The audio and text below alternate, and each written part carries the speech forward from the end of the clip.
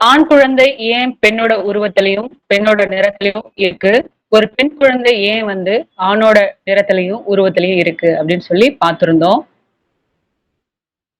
So இப்ப ஒரு ஆண் குழந்தை பிறக்குது. அந்த ஆண் குழந்தை பெண்ணோட உருவத்திலையும் நிறத்திலையும் ஏன் இருக்கு அப்படின்னா, அந்த சம்யோக சமயத்துல ஏக விசாரமா ஒரு ஆண் வந்து ஒரு பெண் மேல இருக்கும் பொழுது, அந்த ஆணோட சுக்கிலம் விலகும் பொழுது, அப்ப அந்த பெண்ணோட ரூபம் இவங்க எது மேல ரொம்ப மோகமா இருக்கிறாங்களோ, அந்த உருவம் வந்து அந்த சுக்கிலத்துல பிரதிபலிக்குது. சோ அது மூலமா உருவாகுற அந்த குழந்தை ஒரு பெண் ரூபமாகவும், நிறத்திலயும் இருக்கு. அதே மாதிரி ஒரு பெண் அந்த சம்யோக சமயத்துல ஆண் மீது ஏக விசாரமா, மோகமா இருந்தாங்கன்னா, அப்பொழுது அவங்க சுக்கிலம் இலகும் பொழுது, அந்த ஆண் ரூபம் அந்த சுக்கிலத்துல பிரதிபலிக்குது. சோ அது மூலியமா உருவாகுற அந்த குழந்தை ஒரு ஆண் ரூபமாகவும் நிறத்திலையும் இருக்கு அப்படின்னு சொல்லி சாமி சொல்லியிருப்பாங்க. சோ சிஷ்யனுக்கு இப்ப என்ன டவுட் அப்படின்னா, இந்த விசாரமே உருவம், உருவம் தான் விசாரம். நீங்க சொன்ன மாதிரிதான் உலகத்துல அந்த ஆண் பெண் வித்தியாசம், உருவம் இதெல்லாமே நீங்க சொல்றது கரெக்ட் தான். நான் பார்த்துக்கிட்டு தான் இருக்கோம். இருந்தாலும் எனக்கு இதோட பொருள் வந்து புலப்படல. சோ இத வந்து இன்னும் கொஞ்சம் எனக்கு சொல்லுங்க அப்படின்னு சொல்லி சிஷ்யன் கேட்கிறார். சாமி என்ன சொல்றாரு அப்படின்னா, இப்ப நாம பார்க்கக்கூடியது, கேட்கக்கூடியது, அறியக்கூடியது இது எல்லாம் ஒண்ணுமே கிடையாது. ஏன்னா இது எல்லாமே தனக்குள்ள இருந்துதான் வந்துச்சு. திரும்ப அது நமக்குள்ளே அடங்கிரும். சோ இப்ப நம்ம பார்க்கக்கூடியது எல்லாமே சொப்பனம் தான் அப்படின்னு சொல்றாரு. இப்ப நம்ம பார்க்கக்கூடியது எல்லாமே சொப்பனம்னு உடனே சிஷ்யனுக்கு வந்து ஒரு ஷாக் ஆயிடுச்சு. எப்படி சாமி சொப்பனன்றது நம்ம தூங்கும் போதுதானே வரும். இப்ப நம்ம முழிச்சுக்கிட்டு தானே இருக்கோம். இதெல்லாம் எப்படி சொப்பனம்னு சொல்றீங்க அப்படின்னு சொன்ன உடனே, அப்படிலாம் எதுவுமே இல்ல. இப்ப நாம வந்து தூக்கத்துலதான் இருக்கோம். இப்ப நம்ம பார்க்கக்கூடியதெல்லாம் சொப்பனம் தான் அப்படின்னு அழுத்தமா சொல்றாரு. சொல்லும்போது சிஷ்யன் என்ன சொல்றாரு, சரி இப்ப நம்ம தூங்குறோம், ரெகுலரா தூங்குறோம் இல்லையா?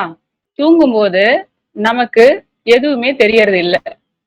ஆனா இப்ப நாம தூங்குறோம்னு சொல்றீங்க. ஆனா எல்லாமே நமக்கு தெரியுது. பாக்குறோம், கேட்கிறோம், அறியுறோம். எல்லாமே நடக்குது. எல்லாத்தையும் நம்ம கண்கூட பாத்துக்கிட்டு தானே இருக்கோம். அப்ப இத போய் நீங்க தூக்கணும், சொப்பணும்னு நீங்க எப்படி சொல்றீங்க? அத நம்ப முடியலையே அப்படின்னு சொல்லும்பொழுது, சரி ஓகே. இப்ப நீங்க அப்ப முழிப்பு, அதாவது உங்களுக்கு வந்து இப்போ அப்ப வந்து நாங்க வந்து இன்னும் அ தூங்கல. உணர்வோட தான் இருக்கோம். உணர்வோடு இருக்கிறதால தான் இப்ப எல்லாத்தையும் பார்த்துக்கிட்டு இருக்கோம். அதனால இத தூக்கம்னு சொல்ல முடியாது அப்படின்னு சிஷ்யன் சொல்றாரு. அப்ப சாமி சொல்றாரு, அப்ப உங்களுக்கு வந்து உணர்வு உண்டாயிருச்சு. சரி உணர்வு உண்டாயிருச்சுன்னா என்ன? எல்லாமே தெரியுது. அந்த நிலைக்கு என்ன பேரு? ஜாக்கிரதை. சரி இது மாதிரி வேற எத்தனை நிலைகள் இருக்கு அப்படின்னு பார்த்தா 3 நிலைகள் மொத்தமா இருக்கு. 1 ஜாக்கிரதை, 2 சொப்பனம், 3 சுளுத்தி. சரி இப்ப உங்களுக்கு உணர்வு உண்டாயிடுச்சுன்னு சொல்லிட்டீங்க. உணர்வு உண்டாயிருந்ததுன்னா என்ன நிலை? ஜாக்கிரத நிலை. சரி ஜாக்கிரத நிலையில இருந்தா இப்ப நீங்க யாருன்னு உங்களுக்கு தெரிஞ்சிருக்கணும், அறிஞ்சிருக்கணும். சோ அப்ப நீங்க யாருன்னு தெரிஞ்சுக்கிட்டீங்களா? அறிஞ்சுக்கிட்டீங்களா அப்படின்னு சிஷ்யன் கிட்ட கேட்கும்போது, இல்ல நான் யாருன்னு எனக்கு தெரியல அப்படின்னு சரி நீங்க தானே இப்ப சொன்னீங்க ஜாக்கிரத நிலையில இருக்க உணர்வு உண்டாயிருச்சு அப்படின்னு சொன்னீங்க. இப்ப ஜாக்கிரத நிலையில இருந்தா இப்ப நீங்க யாருன்னு அறிஞ்சிருக்கணும் தானே. அப்ப அறியலைன்னா அது ஜாக்கிரத நிலை ஆகுமா அப்படின்னு சொல்லி சாமி கேக்குறாரு. ஆமா நான் யாருன்னு எனக்கு தெரியல. அப்ப இது ஜாக்கிரத நிலை இல்ல. சரி ஓகே. இப்ப நீங்க அப்ப ஜாக்கிரத நிலையில இல்ல. சரி அப்ப என்ன நிலைன்னு இத சொல்லலாம் அப்படின்னு பாத்தீங்கன்னா சுளுத்தி. சுளுத்தினா என்ன? சுளுத்தினா தூக்கம். சரி அப்ப நீங்க இப்ப வந்து நல்லா தூங்கிட்டு இருக்கீங்க, தூக்கத்துல இருக்கீங்க. அதனாலதான் உங்களுக்கு நீங்க தூங்குறீங்கன்ற விஷயம் தெரியல அப்படின்னு சொல்லி சாமி சொல்றாரு. சரி சாமி நீங்க சொல்ற மாதிரியே நான் நம்புறேன். நாங்க தூங்கிக்கிட்டு தான் இருக்கோம் அப்படின்னா, தூக்கத்துல நமக்கு எதுவுமே தெரியாது. ஆனா இங்க நிறைய விஷயங்கள நம்ம பாக்குறோமே, கேட்கிறோமே, அறியறோமே. இதை எப்படி நம்ம தூக்கம்னு எடுத்துக்க முடியும் அப்படின்னு சொல்லும்போது, சரி, இப்ப நீங்க இரவுல தூங்குறீங்க இல்லையா? தூங்கும் பொழுது நீங்க தூங்குறீங்கன்ற உணர்வு உங்களுக்கு இருக்கா? இருக்காது இல்லையா? யாருக்குமே இருக்காது. நம்ம தூங்குறோம். தூங்க போக்குல வரைக்கும் நமக்கு தெரியும். தூங்கிட்டேன்னா நம்ம தூங்கிட்டு இருக்கோம் அப்படின்ற உணர்வு நமக்கு தெரியாது. சோ அதுதான் இப்ப நீங்க இருக்கிற இந்த நிலைமை. அப்ப இப்ப நீங்க தூங்கிட்டு இருக்கிறீங்க. தூங்கிட்டு இருக்கும் பொழுது, நீங்க தூங்கிக்கிட்டு தான் இருக்கீங்கன்ற விஷயம் நமக்கு தெரியல. ஏன்னா தூக்கத்துல இருக்கோம். சோ அப்ப எப்ப நமக்கு வந்து நம்ம தூங்கிட்டு தான் இருக்கோம் அப்படின்றது தெரியும் அப்படின்னா, இந்த தூக்கம் எப்ப விழிக்கிறோமோ, எப்ப ஜாக்கிரதை நிலைக்கு போறோமோ, அப்பதான் வந்து நம்ம தூங்கிட்டு இருக்கோம்னு சொல்லி தெரியும். சரிங்க சாமி, நீங்க சொன்னது கரெக்ட் தான். ஆனா, இப்ப நம்ப தூக்கத்துல இருக்கோம். சரி, ஓகே. ஆனா தூக்கத்துல இருக்கும்போது இது எல்லாமே நமக்கு தெரியுதே அப்படின்னு பார்த்தா, சரி இப்ப நீங்க இரவுல தூங்குறோம் இல்லையா? அப்ப வந்து தூங்குறீங்க. தூக்கத்துல ஒரு சொப்பனம் காண்றீங்க.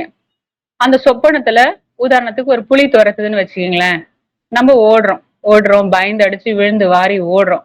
ஓடிக்கிட்டே இருக்கோம். சோ ஒரு கட்டத்துல என்ன பண்றோம்? கண் முழிச்சு பார்த்தா நமக்கு மூச்சு வாங்கிட்டு உட்கார்ந்துருக்கோம். சோ என்ன நடந்தது? இப்ப நீங்க தூக்கத்துல இருக்கிறதால தூங்குறீங்கன்ற விஷயம் உங்களுக்கு தெரியல. தெரியாததால அது ஜாக்கிரதையில இருக்கிறதா நீங்க நினைச்சுக்கிட்டீங்க. ஜாக்கிரதை நிலையில இருக்கிறதா நினைச்சுக்கிட்டு என்ன பண்ணீங்க? புலிய பார்த்த உடனே ஓட ஆரம்பிச்சிட்டோம். பயப்படவும் ஆரம்பிச்சிட்டோம். சோ எப்ப உங்களுக்கு அந்த பயம் நீங்குச்சு அப்படின்னா, தூக்கம் விழிச்ச உடனே, நாம இது நாள் வரைக்கும் தூங்கிட்டு இருந்தோம். சோ தூங்கிட்டு இருந்ததுல, இப்ப நம்ம பார்த்தது சொப்பனம். இது உண்மை இல்ல. இது ஜாக்கிரதை நிலை இல்ல. அப்படின்னு தெரியும்போது, சோ நமக்கு அந்த பயம் போயிடுது. இதே மாதிரி தான் இப்ப நாம தூங்கிக்கிட்டு இருக்கோம். தூங்கிக்கிட்டு இருக்க இந்த தூக்கத்துல வந்த சொப்பனங்கள் தான் இப்ப நாம பார்க்கக்கூடிய விஷயங்கள், அறியக்கூடிய விஷயங்கள், கேட்கக்கூடிய விஷயங்கள். சோ இந்த சொப்பனம் எப்ப மறையும்? எப்ப போகும்? எப்ப நம்ம இது சொப்பனத்துல இருக்குன்னு நமக்கு எப்ப தெரியும்? அப்படின்னா, நம்ம தூக்கத்துல இருந்து விழிக்கும் பொழுதுதான் இது சொப்பனம்.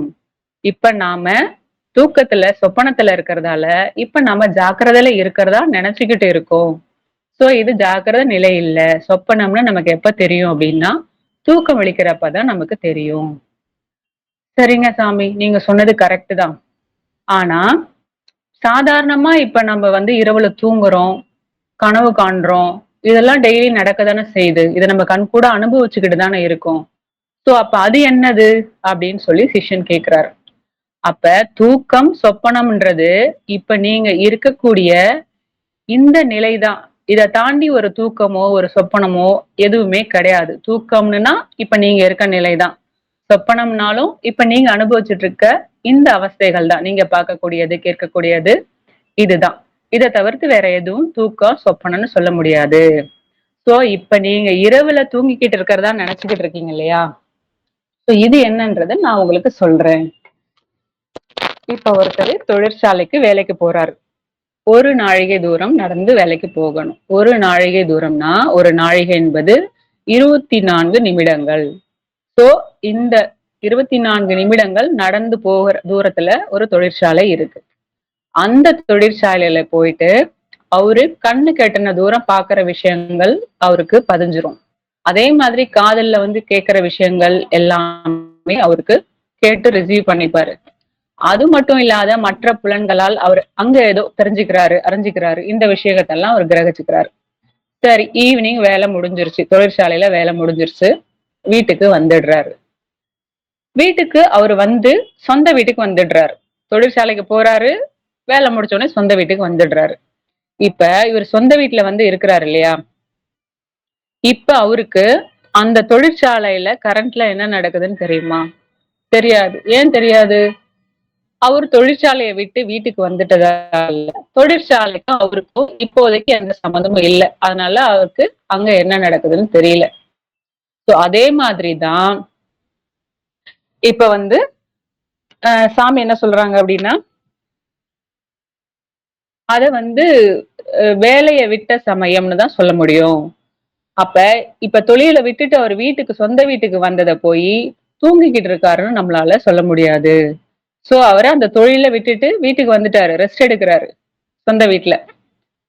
இது தொழில விட்ட சமயம் தான் சொல்லணும். சோ இதுக்கு ஒரு எக்ஸாம்பிள் என்ன சொல்றாருங்க அப்படின்னா சாமி, இப்ப நாம காணக்கூடிய இந்த ஜடம், உடம்பு, இத உலகம்னு வச்சுக்கிறோம். அந்த உடம்புல அடி பாகத்துல வந்து தொழிற்சாலை இருக்கு. மேல் பாகத்துல வந்து சொந்த வீடு இருக்கு. இப்ப இந்த அடிப்பாகம் இருக்கிற தொழிற்சாலைய ஒரு பூமின்னு சொல்றது கிடையாது. மேல் பாகமா இருக்க அந்த சொந்த வீட்ட ஒரு பூமி. ஆனா அதாவது இது வேற பூமி, அது வேற பூமின்னு 2 பூமி இருக்கிறதா நம்ம சொல்ல முடியாது. ஒரே பூமி தான். இல்லையா? அதே மாதிரி தான். அவரு வந்து வேலைக்கு போறாரு. திரும்ப சொந்த வீட்டுக்கு வந்துடுறாரு. அது மட்டும் இல்லாம, இப்போ ஒரு வியாபாரி இருக்காரு. அந்த வியாபாரி என்ன பண்றாரு அப்டின்னா, சாமான்கள் எல்லாம் போட்டு கடைக்கு வெளியில வியாபாரம் பண்ணிக்கிட்டு இருக்காரு. ஸோ அந்த வியாபாரம் நடக்கிற வரைக்கும் வியாபாரம் பண்றாரு. வியாபாரம் இதுக்கு மேல நடக்காது. டைம் ஆயிடுச்சு அப்டின்னா என்ன பண்றாரு, இந்த சாமான்கள்லாம் எடுத்துட்டு போயிட்டு வீட்டுக்குள்ள வச்சுட்டு, கதவ சாத்திட்டு உள்ளுக்குள்ளவே இருந்துக்கிறாரு. அப்ப அவரு வியாபாரம் விட்டுட்டாரு. இப்ப வந்து அந்த டைம நம்ம என்ன சொல்ல முடியும் அப்டின்னா, அவரு வந்து அந்த வியாபாரி வந்து வியாபாரத்த விட்ட சமயம் அப்டிதான் சொல்ல முடியும். அதே மாதிரி இப்போ ஒரு தொழிற்சாலைக்கு ஒருத்தர் போனாரு இல்லையா? அது யாரு போனாரு அப்டின்னா, மனம். அவங்க தான் போறாங்க. ஏன் மனம் போகுது அப்டின்னா, இங்க வெளியில பார்க்கக்கூடியது, கேட்கக்கூடியது, அறியக்கூடியது எல்லாமே மனம் தான். அதனால மனம் தான் தொழிற்சாலைய விட்டு வீட்டுக்கு வந்து அதோட சொந்த இடத்துல இருக்குது. ஸோ அதனால மனம் தான் என்ன பண்ணுது, இந்த விசாரங்களான சாமான்கள வச்சுட்டு வியாபாரம் பண்ணிக்கிட்டே இருக்கு.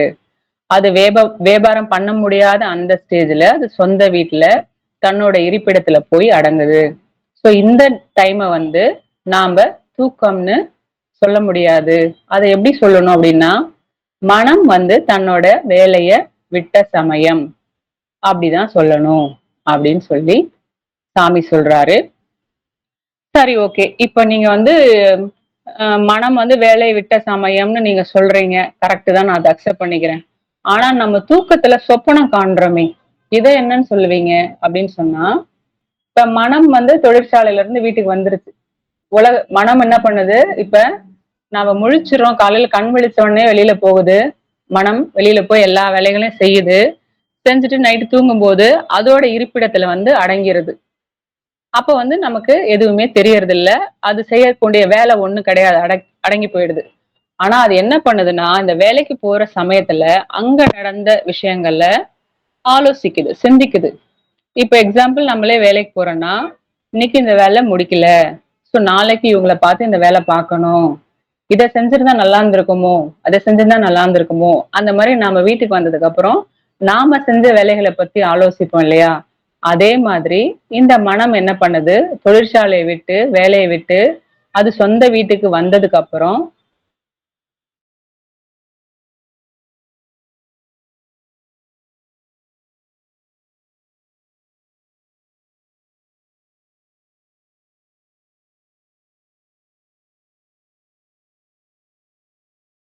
தான் வந்து வேலைய விட்டுட்டு, சொந்த வீட்ல இருந்து அந்த ஆலோசிக்கிற நேரத்த தான் அது சொப்பனம். இப்ப நம்ம சொப்பனம் அப்படின்னு சொல்லி சொல்லிக்கிட்டு இருக்கோம். ஸோ அப்படி சொல்லக்கூடாது அப்படின்னு சொல்லி சொல்றாங்க. ஸோ மீதிய வந்து நாளைக்கு பார்ப்போம். ஆத்ம நமஸ்காரம்.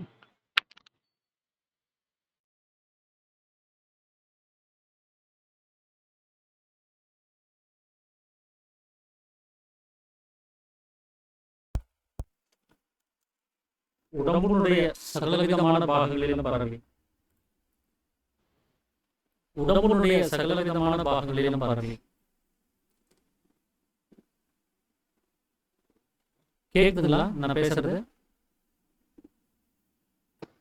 கேக்குதுங்கய்யா.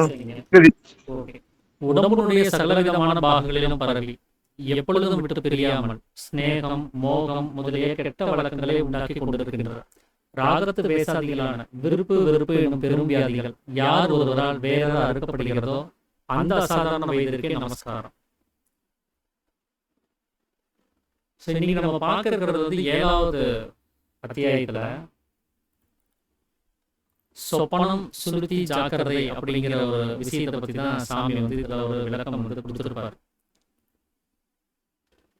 ஏன்னா இது 6ஆம் அத்தியாயத்திலே சாமி வந்து விசாரமே ரூபம் அப்படின்னு சொல்லியிருந்தார். அப்ப அது ரூபம், அது வெறும் கற்பனை தான் அப்படிங்கிறப்போ அதை பத்தின ஒரு விளக்கம் தான் வந்து என்ன அப்படின்னு சொல்லி கேட்கறாங்க. அப்ப சாமி என்ன சொல்றாருன்னா, நாம எதெல்லாம் கேட்கிறோமோ, காணுகிறோமோ, அறிகிறோமோ, இது எல்லாமே அவனவனிலிருந்து உண்டாகக்கூடியது. இதை ஏற்கனவே சாமி வந்து பல தடவை சொல்லியிருக்கிறார். ஆனா அப்படி தன்னிலிருந்து உண்டாகக்கூடிய இந்த விஷயம் எல்லாமே என்ன அப்படின்னா சொப்பனமாகத்தான் இருக்கு. எப்படி நாம தூங்கும் போது ஒரு கனவு காணுறோமோ அது மாதிரிதான் இந்த சொப்பனம் அப்படிங்கிறது இருக்குது. அப்ப நாம இப்போ சொப்பனம் காணுகிறோம் அப்படின்னு சொன்னா அப்ப நாம தூங்கிட்டு தான் இருக்கணும். தூக்கம் இல்லாமல் சொப்பனமானது அடுத்த நிலைக்கு போகாது. விழிப்பில் இருக்கிறவனால சொப்பனம் காண முடியாது. அப்ப தூக்கம்ங்கிறது வரணும். அந்த தூக்கத்தில் இருந்தா சொப்பனம்ங்கிறது உண்டாயிருக்க முடியும். அப்ப இப்ப நம்ம தூங்கிட்டு இருக்கிறோங்கிறது தான் சாமி சொல்றதா விஷயமா இருக்குது. எப்படி நாம இப்ப தூங்குறதா சொல்ல முடியும்? இதோ இப்போ சத்சங்கம் அட்டன் பண்ணிட்டு இருக்கிறோம், தூங்கிட்டு இருந்தா இதை அட்டன் பண்ண முடியுமா அப்படிங்கிறதெல்லாம் கவனிச்சு பார்த்தோம் அப்படின்னு சொன்னா இப்ப நாம நிஜமாவே தூக்கத்துல தான் இருக்கிறோம் தான் சாமி சொல்றாரு. இப்ப தூங்கிட்டு தான் இருக்கிறோங்கிறது நமக்கு தெரியறது இல்லை. எப்படி இயல்பா நாம தூக்கம்ங்கிற ஒரு நிலைமையில இருக்கும்போது நான் தூங்கிட்டு தான் இருக்கிறேன் அப்படின்னு தெரியாமலே தூங்குறோமோ அந்த மாதிரி நாம இப்போ தூங்கிட்டு தான் இருக்கிறோங்கிறத தெரியாமலே தூங்கிட்டு இருக்கிறோம். தூக்கத்துக்குள்ளார இருக்கிறதுனால நம்ம தூங்கிட்டு இருக்கிறதே நமக்கு தெரியல. அந்த தூக்கத்துலதான் நாம வெளியில இருக்கக்கூடிய விஷயத்த பார்க்கிற மாதிரியும் அதை காணுகிற மாதிரியும் அதை கேட்கிற மாதிரியும் அதை அறிகிற மாதிரியும் ஒரு சொப்பனத்தை நம்ம கவனிச்சுட்டு இருக்கிறோம். ஆனா இதை இந்த ஸ்டேட்மெண்ட்டை கவனிச்சு பார்க்கும்போது நமக்கு வந்து இது உண்மையாவே தெரியறது இல்லை. எப்படி இதை வந்து உண்மைன்னு நாம் நம்புறது அப்படின்னு சொல்லி நமக்கு தோணும். பொதுவா நாம ஒரு நிலைமையில இருக்கிறோம் அப்படின்னா இந்த மூன்றுல ஏதோ ஒரு நிலைமையில தான் இருப்போம். ஒண்ணு ஜாக்கிரதை நிலைமை, இன்னொன்னு சொப்பனங்கிற நிலைமை, இன்னொன்னு தூக்கங்கிற நிலைமை. இந்த மூன்று நிலைமை இல்லாமல் இன்னொரு நிலைமைங்கிறது கிடையாது. இந்த மூணுல ஏதோ ஒரு நிலைமையில நாம இருப்போம். அப்ப இப்ப நாம என்ன நிலைமையில இருக்கிறதா நினைச்சிட்டு இருக்கிறோம்? ஜாக்கிரதை அப்படின்னா உணர்வோட இருக்கிறது, அறியக்கூடிய நிலைமையில இருக்கிறோம் அப்படிங்கிறது அதனுடைய அர்த்தம். சொப்பனம் அப்படின்னா கனவு காண்பிட்டு இருக்கிறோம் அப்படின்னு அர்த்தம். சுருத்தி அப்படின்னா தூக்கத்துல இருக்கிறோம் அப்படின்னு அர்த்தம். அப்ப இப்ப நம்ம என்ன நிலைமையில இருக்கிறதா நம்ம நினைக்கிறோம்? முழிச்சிட்டு இருக்கிற மாதிரி, உணர்வோட இருக்கிற மாதிரி, எல்லாத்தையும் அறிந்து கொண்டு இருக்கிற மாதிரி ஒரு எண்ணத்துல நாம இருக்கிறோம். இதை நம்ம விழிப்பு நிலைமை அப்படின்னு தான் நாம சொல்லிட்டு வரோம். அப்ப உண்மையாவே இது விழிப்பு நிலைமை தான் அப்படின்னு சொன்னா நாம யாருங்கிறத நமக்கு தெரிஞ்சிருக்கணும் இல்லையா? தான் யாருங்கிறத நம்ம புரிஞ்சு வச்சிருக்கணும். நாம யாருங்கிற அடையாளம் நமக்கு தெரிஞ்சிருக்கணும். அப்படி நான் தான் இது அப்படின்னு சொல்லி தெரிஞ்சுக்கிட்ட அத்தனை அடையாளமும் அது என்னவா இருக்குது அப்படின்னா உலகம் நமக்கு நம்மளை பத்தி சொன்ன விஷயங்களை தான் நாம புரிஞ்சு வச்சிருக்கோம். இந்த உலகம் என்னவாக என்ன கற்பிச்சு வச்சதோ, நீ இதுதான் சொல்லி என்ன வெளிப்படுத்துச்சோ அதைத்தான் உண்மைன்னு நாம நம்பிட்டு இருக்கோம். இதை தவிர்த்து நாமளாக சொந்தமாக நம்மளுடைய சொந்த முயற்சியில நாம யாருன்னு இது வரைக்கும் கண்டுபிடிச்சதே கிடையாது. அப்ப நாம இப்போ உணர்வு இல்லாத நிலைமையில இருக்கிறோம். நாம அறிவில்லாத நிலைமையில இருக்கிறோம். தன்னையே அறிய முடியாத நிலைமையில இருக்கிறோம். அப்போ அறிய முடியாத நிலைமை நம்ம என்னன்னு சொல்லணும்? தூக்கம்னு தான் சொல்லணும். அந்த தூங்கி கொண்டு இருக்கும் போது எப்படி எதையும் அறிய முடியாம இருக்கிறோமோ அது போல நாம இப்ப தூங்கிட்டு இருக்கிறனால தான் நான் இப்ப தூக்கத்துல இருக்கிறேன் அப்படிங்கிறது நமக்கு தெரியறது இல்லை. நான் அறிவோட தான் இருக்கிறேங்கிறது நமக்கு தெரியறது இல்லை. ஸோ எந்த வித அறிவு நிலைமைகளும் அங்க உண்டாகிறது கிடையாது.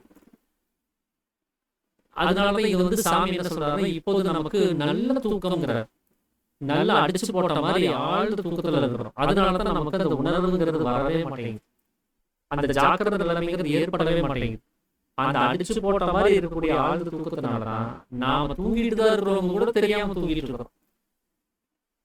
அப்ப தூங்குகிற சமயத்துல எப்படி இதெல்லாம் காணுறது இல்லையோ அப்ப நாம இப்ப காணுகிறோமே தூக்க சமயத்துல எதுவுமே அறிய முடியாத நிலைமை தானே வரணும். அப்ப என்ன மட்டும் தான் அறிய முடியல, ஆனா மத்ததெல்லாம் அறியறோமே.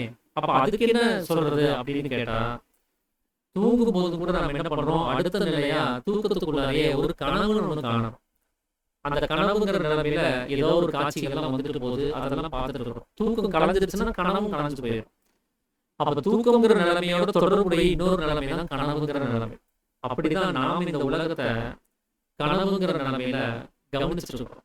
நாம பார்க்கிறது, கேட்கறது, அறிகிறது எல்லாமே நம்மளுடைய தூக்கத்துல ஏற்படக்கூடிய சொப்பனத்தை தவிர வேற ஒண்ணும் கிடையாது. ஆனா இது கனவுங்கிறது நமக்கு ஏன் தெரிய வரல அப்படின்னா நாம இயல்பு தூக்கம்ங்கிற நிலைமையிலையும் கூட கனவு கண்டுட்டு இருக்கிறோம். அது கூட கனவு தான் தெரியாமலே தான் கனவு காணுறோம்.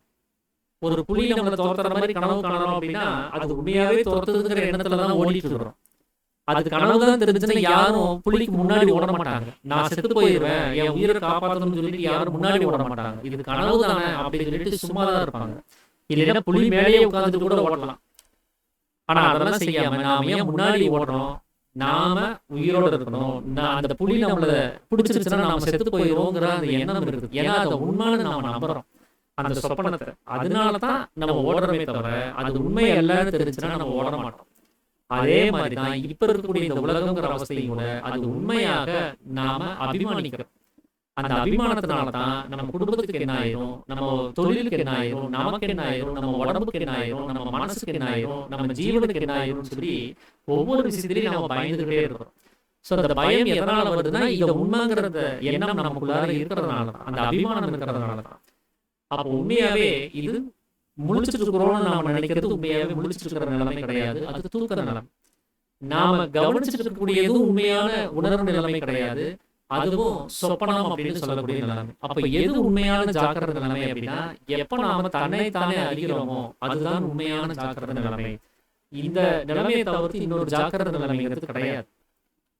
அப்போ நாம இந்த உலகத்தை கவனித்துக் கொண்டிருப்பதற்கு நம்ம உணர்வோடு இருக்கக்கூடிய நிலைமை ஜாக்கிரதை நிலைமைன்னு புரிஞ்சு வச்சிருக்கிறோம். அது தப்பு. அது கனவு நிலைமை. இந்த உலகம்ங்கிற அவஸ்தையை அனுபவிக்காமல் இருக்கக்கூடிய நிலைமை, அதையே நாம இந்த தூக்க நிலைமை நினைச்சிருக்கிறோம். அதுவும் தப்பு. அது இந்த உலகம்ங்கிற அவஸ்தைய பார்த்து கேட்டு அறிந்து கொண்டிருக்கக்கூடிய மனமானது தன்னுடைய தொழிலை நிறுத்தி கொண்ட சமயம் தான். மனம் வேலை செய்யல, அதனால அது ஓய்வுல இருக்கு. நாம எப்படி தொழிற்சாலையில இருந்து ஒரு வேலையை செஞ்சுட்டு வீட்டுக்கு வந்தாலே ஓய்வுல இருப்போம், அந்த மாதிரி உலகம்ங்கிற தொழிற்சாலையில இந்த மனம் எல்லா வேலைகளையும் செஞ்சுட்டு டயர்டாகி போய் தன்னுடைய சக்தி இழந்ததுக்கு அப்புறம் அந்த சக்தியை ரீபர்த் பண்றதுக்காக, திரும்பவும் அதை ரீக்ரியேட் பண்றதுக்காக, அதை மறுபடியும் ரீசார்ஜ் பண்ணிக்கிறதுக்காக அது ஓய்வு நிலைமைக்கு வந்துருக்கு. ஸோ இந்த நிலைமையை தான் நாம தூக்கம் தப்பா புரிஞ்சு வச்சிருக்கோம். அப்ப அது மனம் ஓய்வுல இருக்கக்கூடிய சமயம். அது ஓய்வுல இருக்கிறதுனால தான் வெளி விஷயங்கள் எதையுமே, தொழிற்சாலையில் நடக்கிற விஷயம் எதுவுமே தெரியாது. இப்ப நாம ஓய்வு எடுக்கிறதுக்காக வீட்டுக்கு வந்துட்டோம். இப்ப தொழிற்சாலையில் நடக்கிறது நமக்கு தெரியாது. ஏன்னா தொழிற்சாலையை விட்டு நாம தள்ளி வந்துட்டோம். தொழில்ங்கிறது நமக்கு இப்ப கிடையாது. இப்ப ஓய்வுல இருக்கக்கூடிய சமயமா இருக்கு. இந்த மாதிரிதான் இந்த மனமானது பகல் நேரங்கள்ல வெளியில இருக்கக்கூடிய தொழிற்சாலையில ஈடுபட்டு திரும்பவும் இந்த ஓய்வு எடுப்பதற்காக அது உள்ளுக்குள்ள வரக்கூடிய அந்த சமயத்தை தான் நாம தூக்கம்னு தப்பா புரிஞ்சிருக்கிறோம். அதனால அதை தூக்கம்னு சொல்லக்கூடாது. மனம் ஓய்வு எடுக்கக்கூடிய சமயம், மனம் வேலை விட்ட சமயம் தான் சொல்லணும். அப்படி பார்த்தா கனவுன்னு ஒண்ணு வருது, அங்க ஒரு வேலை செய்யத்தானே செய்யுது அப்படின்னா, அது எப்படி நாம ஒரு தொழிற்சாலையில் நடந்த விஷயத்தை இங்க வீட்டுல பேசுவோமோ, அதை பத்தி ஆலோசனை செய்வோமோ, அதே போலதான் இந்த உலகம்ங்கிற அவஸ்தையில இந்த மனமானது எதெல்லாம் கேட்டு அறிந்து உணர்ந்ததோ அந்த சங்கதியில வீட்டுக்கு வந்ததுக்கு அப்புறம் கூட சும்மா இல்லாம அது நினைவுபடுத்திக்குது, அது ஆலோசனை செஞ்சு பார்த்துக்குது. அதைத்தான் கனவா வருது. அந்த கனவுல வர விஷயத்தெல்லாம் கவனிச்சு பாருங்க. நம்ம எதெல்லாம் கேட்டோமோ, எதெல்லாம் அறிந்தோமோ, எதெல்லாம் நாம பார்த்தோமோ அதுதான் கனவு வரும். நம்முடைய இந்த மூன்று நிலைமைகளுக்கும் இல்லாத ஒரு விஷயம் புதுசா கனவுக்குள்ள வராது. அதனாலதான் தொழிற்சாலையில நடந்த சங்கதிகளை அது ஆலோசனை செய்யறதுன்னு சாமி சொல்றாரு. அப்போ உலகத்துல நாம பார்த்து கேட்டு அறிந்த விஷயத்தை மட்டுமே மனமானது ஓய்வெடுக்க வந்தாலும் கூட அது தொடர்ந்து அந்த வேலையை செஞ்சுட்டு இருக்குது. அப்போ கனவுங்கிறது உண்மையாவே அது மனம் ஆலோசனை செய்யக்கூடிய சமயம் தான் சொல்லணும். இப்போ இந்த உலகத்தையும் கனவுன்னு சொல்றோம், இப்ப நம்ம தூங்க போகும்போது வரக்கூடியதையும் கனவுன்னு சொல்றோம். இது இரண்டு வகையான கனவுங்கிறது ஏற்படுறதா நம்ம கவனிக்கிறோம். இந்த இரண்டு வகையான கனவு உண்மையாக இருக்குதான்னு கேட்டா இல்ல. உலகங்கிற கனவை தவிர்த்து இன்னொரு கனவுங்கிறது கிடையாது. நாம அவனவனுக்குள்ளார நடக்கக்கூடிய கனவுங்கிறது அது நாமளாக கனவுன்னு அதுக்கு ஒரு பேர் வச்சுக்கிட்டோம். ஆனா அது மனதனுடைய கற்பனை, அந்த ஆலோசனை செய்யக்கூடிய ஒரு நிலைமை. அப்படி அந்த ஆலோசனை செய்யற அந்த விஷயமானது அது ஒரு கால எல்லைகளுக்குள்ள அகப்பட்டதே கிடையாது. அதனால என்ன வேணா கற்பனை பண்ண முடியும். அது அசாத்தியமான விஷயத்தை கூட அதனால செஞ்சுக்க முடியும். ஒரு யுகம் வரைக்கும் கூட எல்லா விஷயத்தையும் யோசிச்சு தன்னுடைய பதிவுகள்ல இருந்து அது கொடுத்துக்கிட்டே இருக்க முடியும். அப்போ எந்த கனவு பெருசு அப்படிங்கறத நம்ம கவனிச்சு பார்த்தோம் அப்படின்னா, முதல்ல இந்த ரெண்டையுமே கம்பேர் பண்றதே தப்பு தான் நான் சொல்றேன். வெளியில் இருக்கக்கூடிய உலகம்ங்கிற கனவு பெருசா, இல்ல நாம தூக்கம்னு நினைக்கக்கூடிய சமயத்துல வரக்கூடிய இந்த கனவு பெருசா அப்படிங்கிறது கம்பேரிசனே தப்பு. ஏன் அப்படின்னா, ஒண்ணு காலத்துக்கு அகப்பட்டது இந்த உலகம்ங்கிற அவஸ்தை. 24 மணி நேரம் தான் அப்படின்னா அவ்வளவுதான், 70 வருஷம் தான் அப்படின்னா அது அவ்வளவுதான், அதுக்கு மேல அதுல ஒண்ணும் இல்லை. அது எல்லாமே காலத்துக்கு அகப்பட்டதா இருக்குது. ஆனா உள்ளுக்குள்ளார காணக்கூடிய கனவுங்கிறது காலங்களுக்கு உட்பட்டதே கிடையாது. அது கால எல்லைகளை தாண்டினது. அதுக்கு கால எல்லைகளே வரையறுக்கப்பட முடியாதது. இப்படி கால எல்லைக்கு உட்பட்டதையும் கால எல்லைகளுக்கு உட்படாததையும் நம்ம கம்பேர் பண்ணி இது எது பெருசு சிறுசுன்னு நம்ம கனெக்ட் பண்ணிடவே முடியாது. அதனாலதான் சாமி சொல்றாரு, உள்ளுக்குள்ள இருக்கக்கூடிய கனவுல நீங்க ஒரு யுகத்தையும் கூட நீங்க கனவு கண்டு முடிச்சிடலாம். பிறந்துட்டோம், வளர்றோம், அப்புறம் செத்து போறோம், மறுபடியும் இன்னொரு இடத்துல பிறக்கிறோம், மறுபடியும் வளர்றோம், செத்து போறோம். இப்படி தொடர்ந்து நீங்க ஒரு யுகம் வரைக்கும் நீங்க எத்தனை பிறவிகள் வரணுமோ அத்தனை வரைக்குமே நம்மளால அந்த கனவா அதை கண்டுபிடிச்சிட முடியும். அது நாம தூக்கம்னு நாம நினைக்கக்கூடிய, யாரும் மைக் மியூட் பண்ணாம இருக்கீங்கன்னு நினைக்கிறேன். மைக் மியூட் பண்ணிக்கோங்க. ஓகே. அப்ப நாம தூக்கம் அப்படின்னு சொல்லி பார்த்தா ஒரு 7 மணி நேரமோ 8 மணி நேரமோ தான் தூங்குவோம். அப்ப அதிகபட்சமா அந்த கனவுங்கிறது எவ்வளவு மணி நேரம் ஓட முடியும்? தூக்கத்துல வரக்கூடிய நாம கனவுன்னு அபிமானிக்கிறதுனா அதிகபட்சம் ஒரு 7 மணி நேரம் இல்லைன்னா 8 மணி நேரம், அதுக்கு மீறி அதனால பயணிக்க முடியாது. ஏன்னா தூக்கம் கலைஞ்சு போயிடும். அப்ப தூக்கம் இருக்கக்கூடிய சமயம் வரைக்கும் தான் இந்த ஒரு யுகம் வரைக்குமே யோசிக்க முடியும். ஆனா வெளியில் இருக்கக்கூடிய கனவுங்கிறது நாம பிறந்ததுல இருந்து செத்து போற வரைக்கும் நாம வாழக்கூடிய வாழ்நாட்கள் எல்லாமே அது கனவாகவே இருக்குது. ஆனா கவனிச்சு பார்த்தா இது கால எல்லைக்கு உட்படாததுனால உள்ளுக்குள்ளார நம்ம நினைக்கக்கூடிய கனவானது அது எல்லைகளை கடந்து பல யுகங்களையும் தாண்டி போயிட்டே இருக்கும். ஆனா இதுக்கு எல்லைகள் இருக்கிறதுனால ஒரு 70 வருஷம் தான் 70 வருஷம் தான் இந்த கனவு நீடிக்கும். அதுக்கப்புறம் இந்த கனவு நின்றுடும். ஏன்னா அந்த கனவை கொண்டு போறதுக்கு சக்தி இல்லாம போயிடும். ஸோ அதனால உள்ள இருக்கக்கூடிய கனவு தான் பெருசே தவிர வெளியில் இருக்கக்கூடிய கனவுங்கிறது ரொம்ப சிறுசு தான். அதுலேயும் சாமி ஒரு வார்த்தையை உபயோகப்படுத்தி இருப்பார்.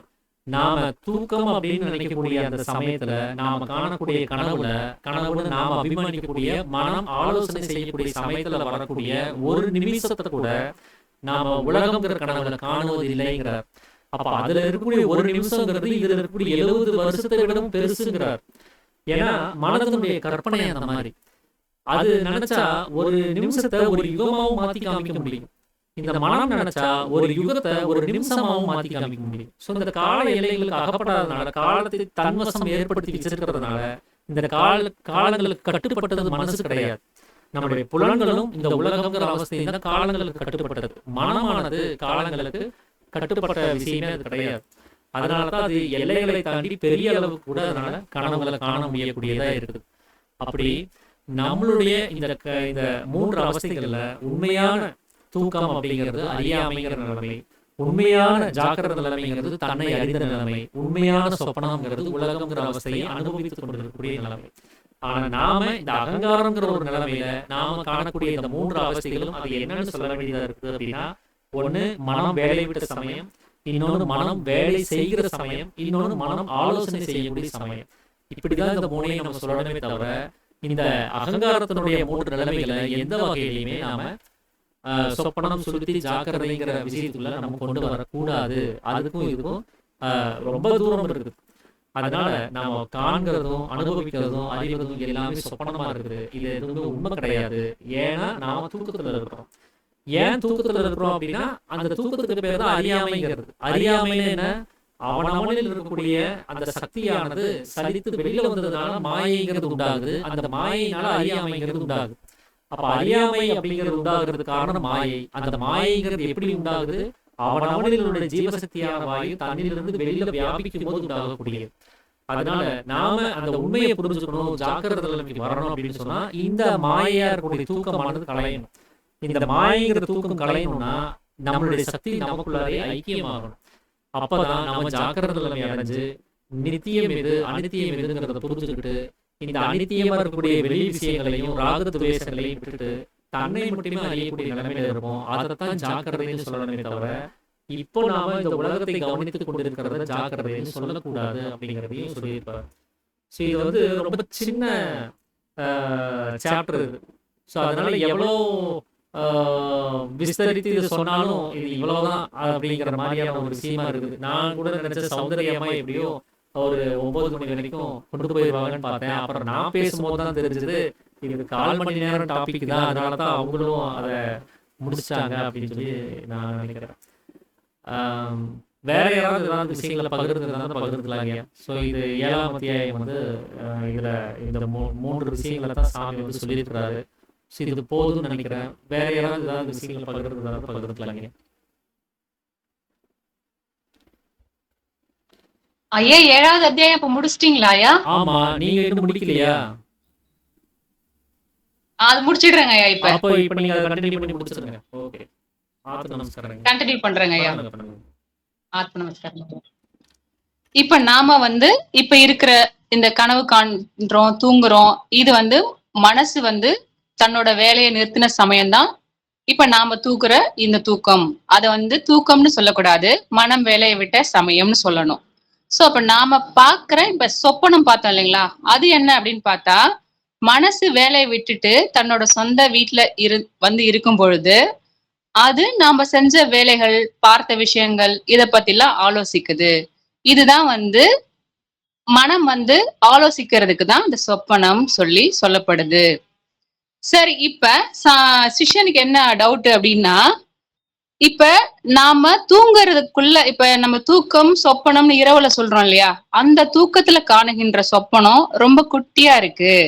ஆனா இப்ப நாம தூக்கணும் சொல்றோம் இல்லையா, பிறந்தது முதல் இப்ப வரைக்கும் இவ்வளோ நீண்டதா இருக்கே இந்த சொப்பனம் அப்படின்னு சொல்லும்போது சாமி என்ன சொல்றாங்க அப்படின்னா, இல்ல இல்ல, இப்ப நாம இருக்கிற இந்த தூக்க நிலைமையில இப்ப நம்ம சொப்பனத்துல வாழ்ந்துகிட்டு இருக்கோம் இல்லையா, இதுதான் வந்து ரொம்ப குறுகிய சொப்பனம். ஆனா நாம தூங்கக்குள்ள பாக்குற அந்த ஒரு நிமிஷ சொப்பனமும் வந்து ரொம்ப நீண்ட சொப்பனம் அப்படின்னு சொல்றாங்க. அது ஏன் அப்படின்னா, இப்ப பல யுகங்களை கடந்த விஷயங்கள் எல்லாமே ஒரே ஒரு நிமிஷத்துல நமக்கு வந்து போயிடுது. பாத்தீங்கன்னா, நான் போன ஜென்மத்துல தூக்கு போட்டு செத்து போயிட்டேன், ஆக்சிடென்ட் ஆகி இறந்துட்டேன், எங்க அப்பா இறந்துட்டாங்க, நான் போன ஜென்மத்துல இவங்க வீட்டுல பிறந்திருந்தேன், இப்ப வந்து எனக்கு அடிபட்டுருச்சு, பாம்பு துரத்துச்சு, நாய் கடிச்சிச்சு, கணத்துல இருந்து விழுந்துட்டேன், கால் உடைஞ்சிருச்சு, கை உடைஞ்சிருச்சு, காசிக்கு போனேன், ராமேஸ்வரம் போனேன், திதி கொடுத்தேன்.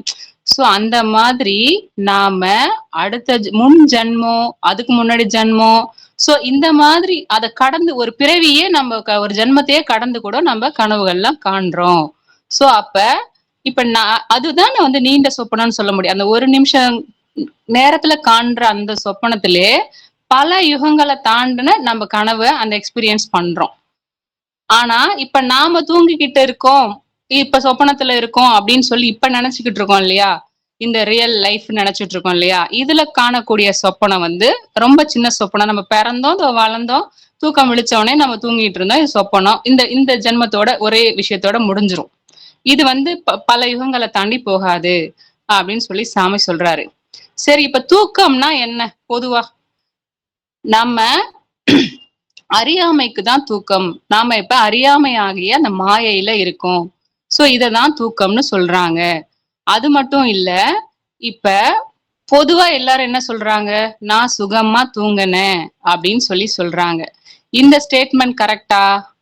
நாம இப்ப படுக்கிறோம், தூங்குறதுக்காக படுக்கிறன்ற விஷயம் நமக்கு தெரியுது. ஆனா தூங்கிட்டோம், தூங்கிக்கிட்டு இருக்கோம் அப்படின்னு நமக்கு தெரியுதா? தெரியல. அப்ப எப்ப நமக்கு திரும்ப தெரியுது? தூக்கம் விழிச்சதுக்கு அப்புறம் தான் நாம தூங்கிட்டோம், இது வரைக்கும் தூங்கிட்டு இருந்தோம் அப்படின்ற விஷயம் தெரியுது. அப்ப நான் சுகமா தூங்கினேன் அப்படின்னு சொல்றது தப்பு தானே? ஏன்னா நம்ம தூங்குறதே நமக்கு தெரியலையே. தூங்கி முடிச்சதுக்கு அப்புறம் தெரியுது, இல்லைன்னா முன்னாடி தெரியுது. சோ அப்ப அந்த மாதிரி சொல்லக்கூடாது. அது மட்டும் இல்லாம ஒரு ஆக்சிடென்ட் ஆயிடுச்சு, குளோரோஃபார்ம் கொடுத்திருக்காங்க, கோமா ஸ்டேஜ்ல இருக்காங்க, ஏதோ ஒரு விஷயத்துக்காக மயக்கம் அடைஞ்சிடுறாங்க. சோ இந்த மாதிரி இருக்கிறவங்களையும் நாம இப்ப என்ன நிலைமையில இருக்காங்க அப்படின்னு சொல்லணும்னா, தூக்கத்துல இருக்காங்க அப்படின்னு சொல்லிதான் சொல்ல முடியும். அப்ப இந்த தூக்கம்ன்றது உண்மையாவே என்னன்னா, அறியாமைக்கு தான் தூக்கம். எப்ப இந்த அறியாமை ஆகிய மாயை நம்மளை விட்டு நீங்குதோ அப்ப நமக்கு ஜாக்கிரதை நிலை ஏற்படுது. அந்த ஜாக்கிரதை நிலை ஏற்படும் பொழுதுதான் இது வரைக்கும் நாம தூங்கிக்கிட்டு இருந்தோம், நாம அனுபவிச்ச எல்லா அவஸ்தைகளுமே சொப்பனம் அப்படின்றது நமக்கு உணர்வுக்கு வரும். சோ அப்ப நம்மளோட சக்தி வெளியில போகாம தனக்குள்ளவே நிலைநிறுத்தி அந்த உற்பத்தி ஸ்தானத்திலே நிலைநிறுத்தும் பொழுதுதான் நமக்கு அந்த ஜாக்கிரதை நிலை வரும் அப்படின்னு சாமி சொல்றாங்க. அதோட இந்த அத்தியாயம் நிறைவடைந்து உள்ளது. ஆத்ம நமஸ்காரம்.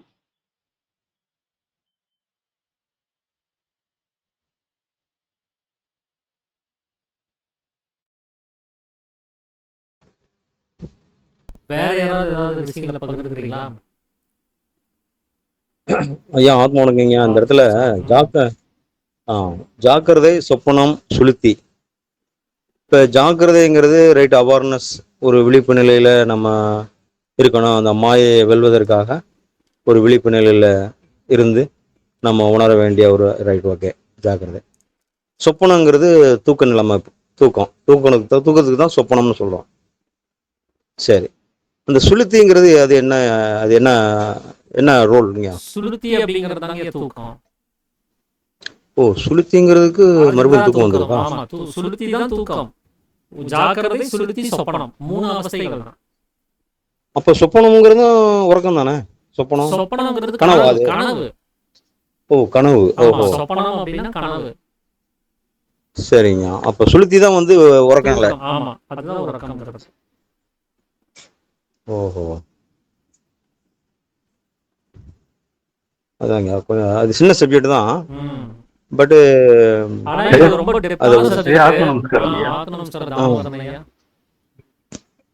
ஐயா, இப்போ இன்னைக்கு காலையில இருந்து இது வரைக்கும் இருக்கக்கூடிய நிலைமைக்கு என்ன பெருங்கய்யா? அதான் இப்போ உலகம்ங்கிற அவஸ்தையை நாம பார்த்து கேட்டு அறிந்து கொண்டிருக்கக்கூடிய நிலைமைங்கிறது மனம் வேலை செய்யக்கூடிய சமயம். மனம் தொழிற்சாலையில போய் வேலை செஞ்சுட்டு இருக்கு. இப்போ நம்ம தூக்கத்தையே வந்து சொப்பனம் சுளுத்தின் போது அது கொஞ்சம் கன்ஃபியூஷன் இருக்கு. ஓகே, இப்போ இப்போ காலையில இருந்து இது வரைக்கும் இது வந்து சுளுத்தி நிலையா சொப்பன நிலையா? அதாவது இந்த 3 அவஸ்தைகளையும் இல்ல, இந்த 3 அவஸ்தைகளையும் 2 கோணங்கள்ல சாமி சொல்றாரு. நாம என்னவா புரிஞ்சிருக்கிறோம், உண்மையாவே வேதங்கள்ல அது என்னவாக சொல்லப்பட்டிருக்குது அப்படிங்கறத இந்த டாபிக், இந்த 7ஆம் அத்தியாயத்துல. அதுல நாம வந்து ஜாக்கிரதையை என்ன நினைச்சுக்கிறோம், உலகத்தை காணக்கூடிய விஷயம், உலகத்தை அனுபவிக்கக்கூடிய விஷயம் ஜாக்கிரதையை நாம நினைச்சிருக்கிறோம் இல்லைங்களா? சரிங்க. ஆனா அதே விஷயத்தை வேதம் என்ன சொல்லுதுன்னா அது சொப்பனம்னு சொல்லுது. சரிங்களா? காலையில இருந்து இது வரைக்கும் அத வந்து வேதம் சொப்பனம்னு சொல்லுது. நாம அதை ஜாக்கிரதைன்னு நாம நம்பிட்டு இருக்கிறோம், அது தப்பு. வேதம் வந்து அது சொப்பனம் சொல்லுது. ஆமா, சரிங்க. இப்போ இரவு நம்ம தூக்கம்னு நினைக்கிறோம் இல்லையா, அந்த ஒரு நிலைமையை தான் சாமி என்ன சொல்றாருன்னா, உண்மையாவே தூக்கம் அப்படிங்கிறது தன்னை அறியாத நிலைமைதான் தூக்கமே தவிர இந்த ஒரு தூக்கத்தை தவிர்த்து இன்னொரு தூக்கம் கிடையாது. அப்ப அந்த தூக்கத்தை என்ன சாமி சொல்றது அப்போ அப்படின்னு கேட்டா, அது மனம் வேலை செய்யாத சமயம்னு தான் சொல்லணும் அப்படிங்கிறார். அதுக்கு வந்து தூக்கம்னு பேர் கிடையாது, மனசு வந்து வேலை செய்யும். ஆமா, அப்போ தூக்க சமயத்துல நம்ம ஒரு சொப்பனம் காணுகிறோமே, அதே சொப்பனம்னு தான் நாம நம்பிட்டு இருக்கோம். ஆனா நீங்க உலகத்தை சொப்பனம்னு சொல்றீங்களே, அப்போ அதே நான் என்ன சொல்றது அப்படின்னு கேட்கும்போது அப்ப சாமி சொல்றாரு, அதை சொப்பனம் என்று சொல்லக்கூடாது, மனம் ஆலோசனை செய்யக்கூடிய சமயம்னு சொல்லணுங்கிறார். புரிஞ்சுங்களா? மனம் ஆலோசனை செய்யற சமயம் தான் நாம நைட்டு நேரத்துல கனவுன்னு நினைச்சு அதை பார்த்துட்டு இருக்கிறோம். அதுக்கு கனவுன்னு நாம ஒரு பேர் வச்சிருக்கிறோம். அதுதான் மனம் வேலை சமயம் சொன்னீங்க. மனம் வேலை செய்யறதுங்கிறது இந்த கனவை காணக்கூடிய உலகம்ங்கிற அவஸ்தையை அனுபவிக்கக்கூடியதை தான் மனம் வேலை செய்யறது.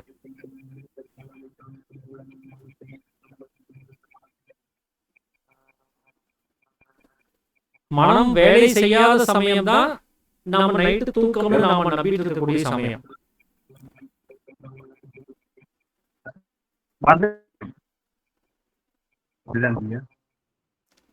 சொல்லுங்க ஐயா. மனம் வேலை விட்ட சமயம் தானங்க நம்ம கேட்டு. ஆமா, வேலை செய்யாத சமயம், வேலை விட்ட சமயம், மனம் ஓய்வில் இருக்கக்கூடிய சமயம் எல்லாம் ஒரே அர்த்தம் தானே. அது தூக்கம்னு நாம நம்பி இருக்கக்கூடிய சமயத்தை சாமி மனம் வேலை விட்ட சமயம், மனம் வேலை செய்யாத சமயம் அப்படின்னு தான் சொல்லணும். அது தூக்கம்னு நாம சொல்லக்கூடாது. தூக்கம் அப்படிங்கிறது அறியாமையை தான் தூக்கம்னு சொல்லணும், அப்படிதான் வேதம் சொல்லுது அப்படிங்கிறார். அறியாமைனா தன்னை அறியாமல் இருக்கிறது. இப்ப நாம யாரும் நமக்கு தெரியாம இருக்கிறோம் இல்லையா, அந்த அவஸ்தை தூக்கம். இப்ப நம்ம விழிப்பா இருக்கோம்னு நினைக்க சொல்றோமே அதுதான் தூக்கம் சொல்றீங்க. சரிதானுங்க? இல்ல இப்ப நம்ம விழிப்பு நிலைமையில இருக்கிறத வந்து சொப்பனம்னு சாமி சொல்லணுங்கிறார். சரி. விழிப்பு நிலைமைங்கிறது தான் ஜாக்கிரதை நிலைமை. அது நம்மள உணர்ந்த நிலைமை. நாம நம்மள உணரல அப்படின்னு சொன்னா அது வரைக்கும் நாம அறியாமையில தானே இருக்கிறோம்னு அர்த்தம். அறியாமை அப்ப அந்த அறியாமைக்கு தான் தூக்கம்னு சொல்லணும். தன்னை உணர்ந்த நிலைமைக்கு தான் ஜாக்கிரதைன்னு சொல்லணும். அப்ப இந்த உலகங்கிற அவஸ்தையை நாம கவனித்துக் கொண்டிருக்கக்கூடிய நிலைமைக்கு தான் சொப்பனம்னு சொல்லணும். இப்படிதான் வேதங்கள் சொல்லப்பட்டிருக்கு. சரி. இது வந்து அப்போ நம்ம சொல்லுங்க. அப்போ இப்ப நம்மளோட அறியாமைய வந்து நம்ம சொப்பனம்னு எடுத்துக்கணும் இல்லையா? அறியாமையை தான் நம்ம தூக்கம்னு எடுத்துக்கணும். ஒரு நிமிஷம் அப்படியே நோட் பண்ணிக்கோ.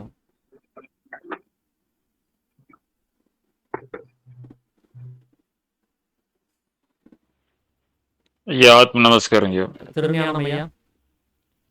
ஐயா இப்போ நம்ம உபஜீவனத்துக்காக ரொம்ப கஷ்டப்பட்டு வேலை செய்யறன்னு வைங்க, நெத்தி வேறு நிலை சேர்ந்து எல்லாம் பண்றேன்னு வைங்க. இப்ப சுகிரதம் வந்து ஐம்புலன்கள் வழியாக நசிஞ்சு போறது ரைட்டு. ஆனா அதே சமயத்துல இந்த மாதிரி வேர் சிந்தி போறப்ப இந்த வழியா எப்படி சுகிரதம் வேஸ்ட் ஆகுதுங்களா? ஐயா இப்போ நீங்க வேர்வை சிந்தி உழைக்கும் போது நீங்க செயல்பாடு ஒண்ணு வைக்கிறீங்க இல்லையா?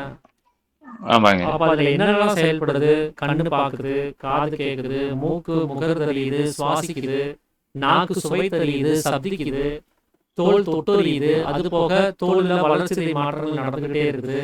மனம் சிந்திக்குது, நோய் எதிர்ப்பாற்றல் அப்படிங்கிறது ஒண்ணு நடக்குது. அதுல நம்மளுடைய ஆற்றலுடைய வெளிப்பாடுன்னு ஒண்ணு செலவு பண்றோம். இப்படி அது வழியா எல்லாமே சுகிரதம் வேஸ்ட் ஆகுது. விஷயத்துலயுமே சுக்கிலம் வேஸ்ட் ஆயிட்டு தான் போகுது. வேஸ்ட் ஆயிட்டு அந்த சுகிரதம் நீங்க சொல்றது உள்ளுக்குள்ளார தானமாக இருக்கக்கூடிய வஸ்து. அது ஜீவன்ங்கிற. ஆமாங்க, அது வந்து ஆவியாவும் போகுது. இதே இந்த வழியாவும் செலவாகுது.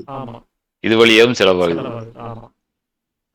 நன்றி ஐயா தாமோதரன் ஐயா.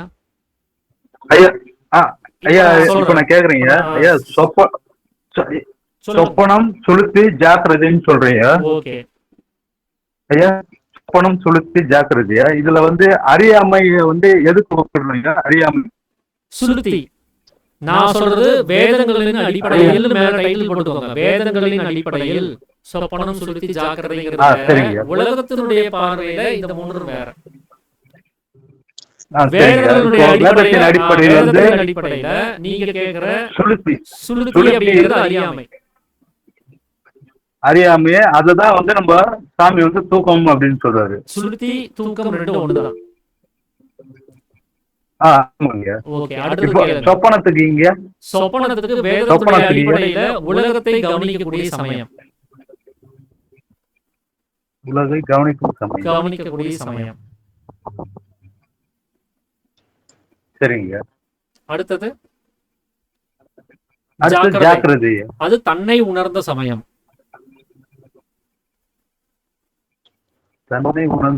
இதுதான் வேதங்களின் அடிப்படையில மூன்றுக்குமான விளக்கமாக சாமி வந்து சொல்லியிருக்கிறது.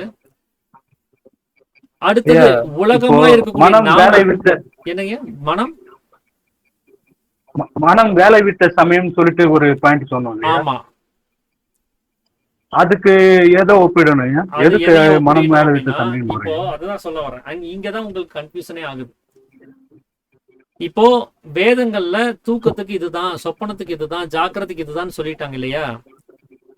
நாம வந்து இந்த மூன்று நிலைமை என்னவாக நாம நினைச்சிருக்கிறோம்?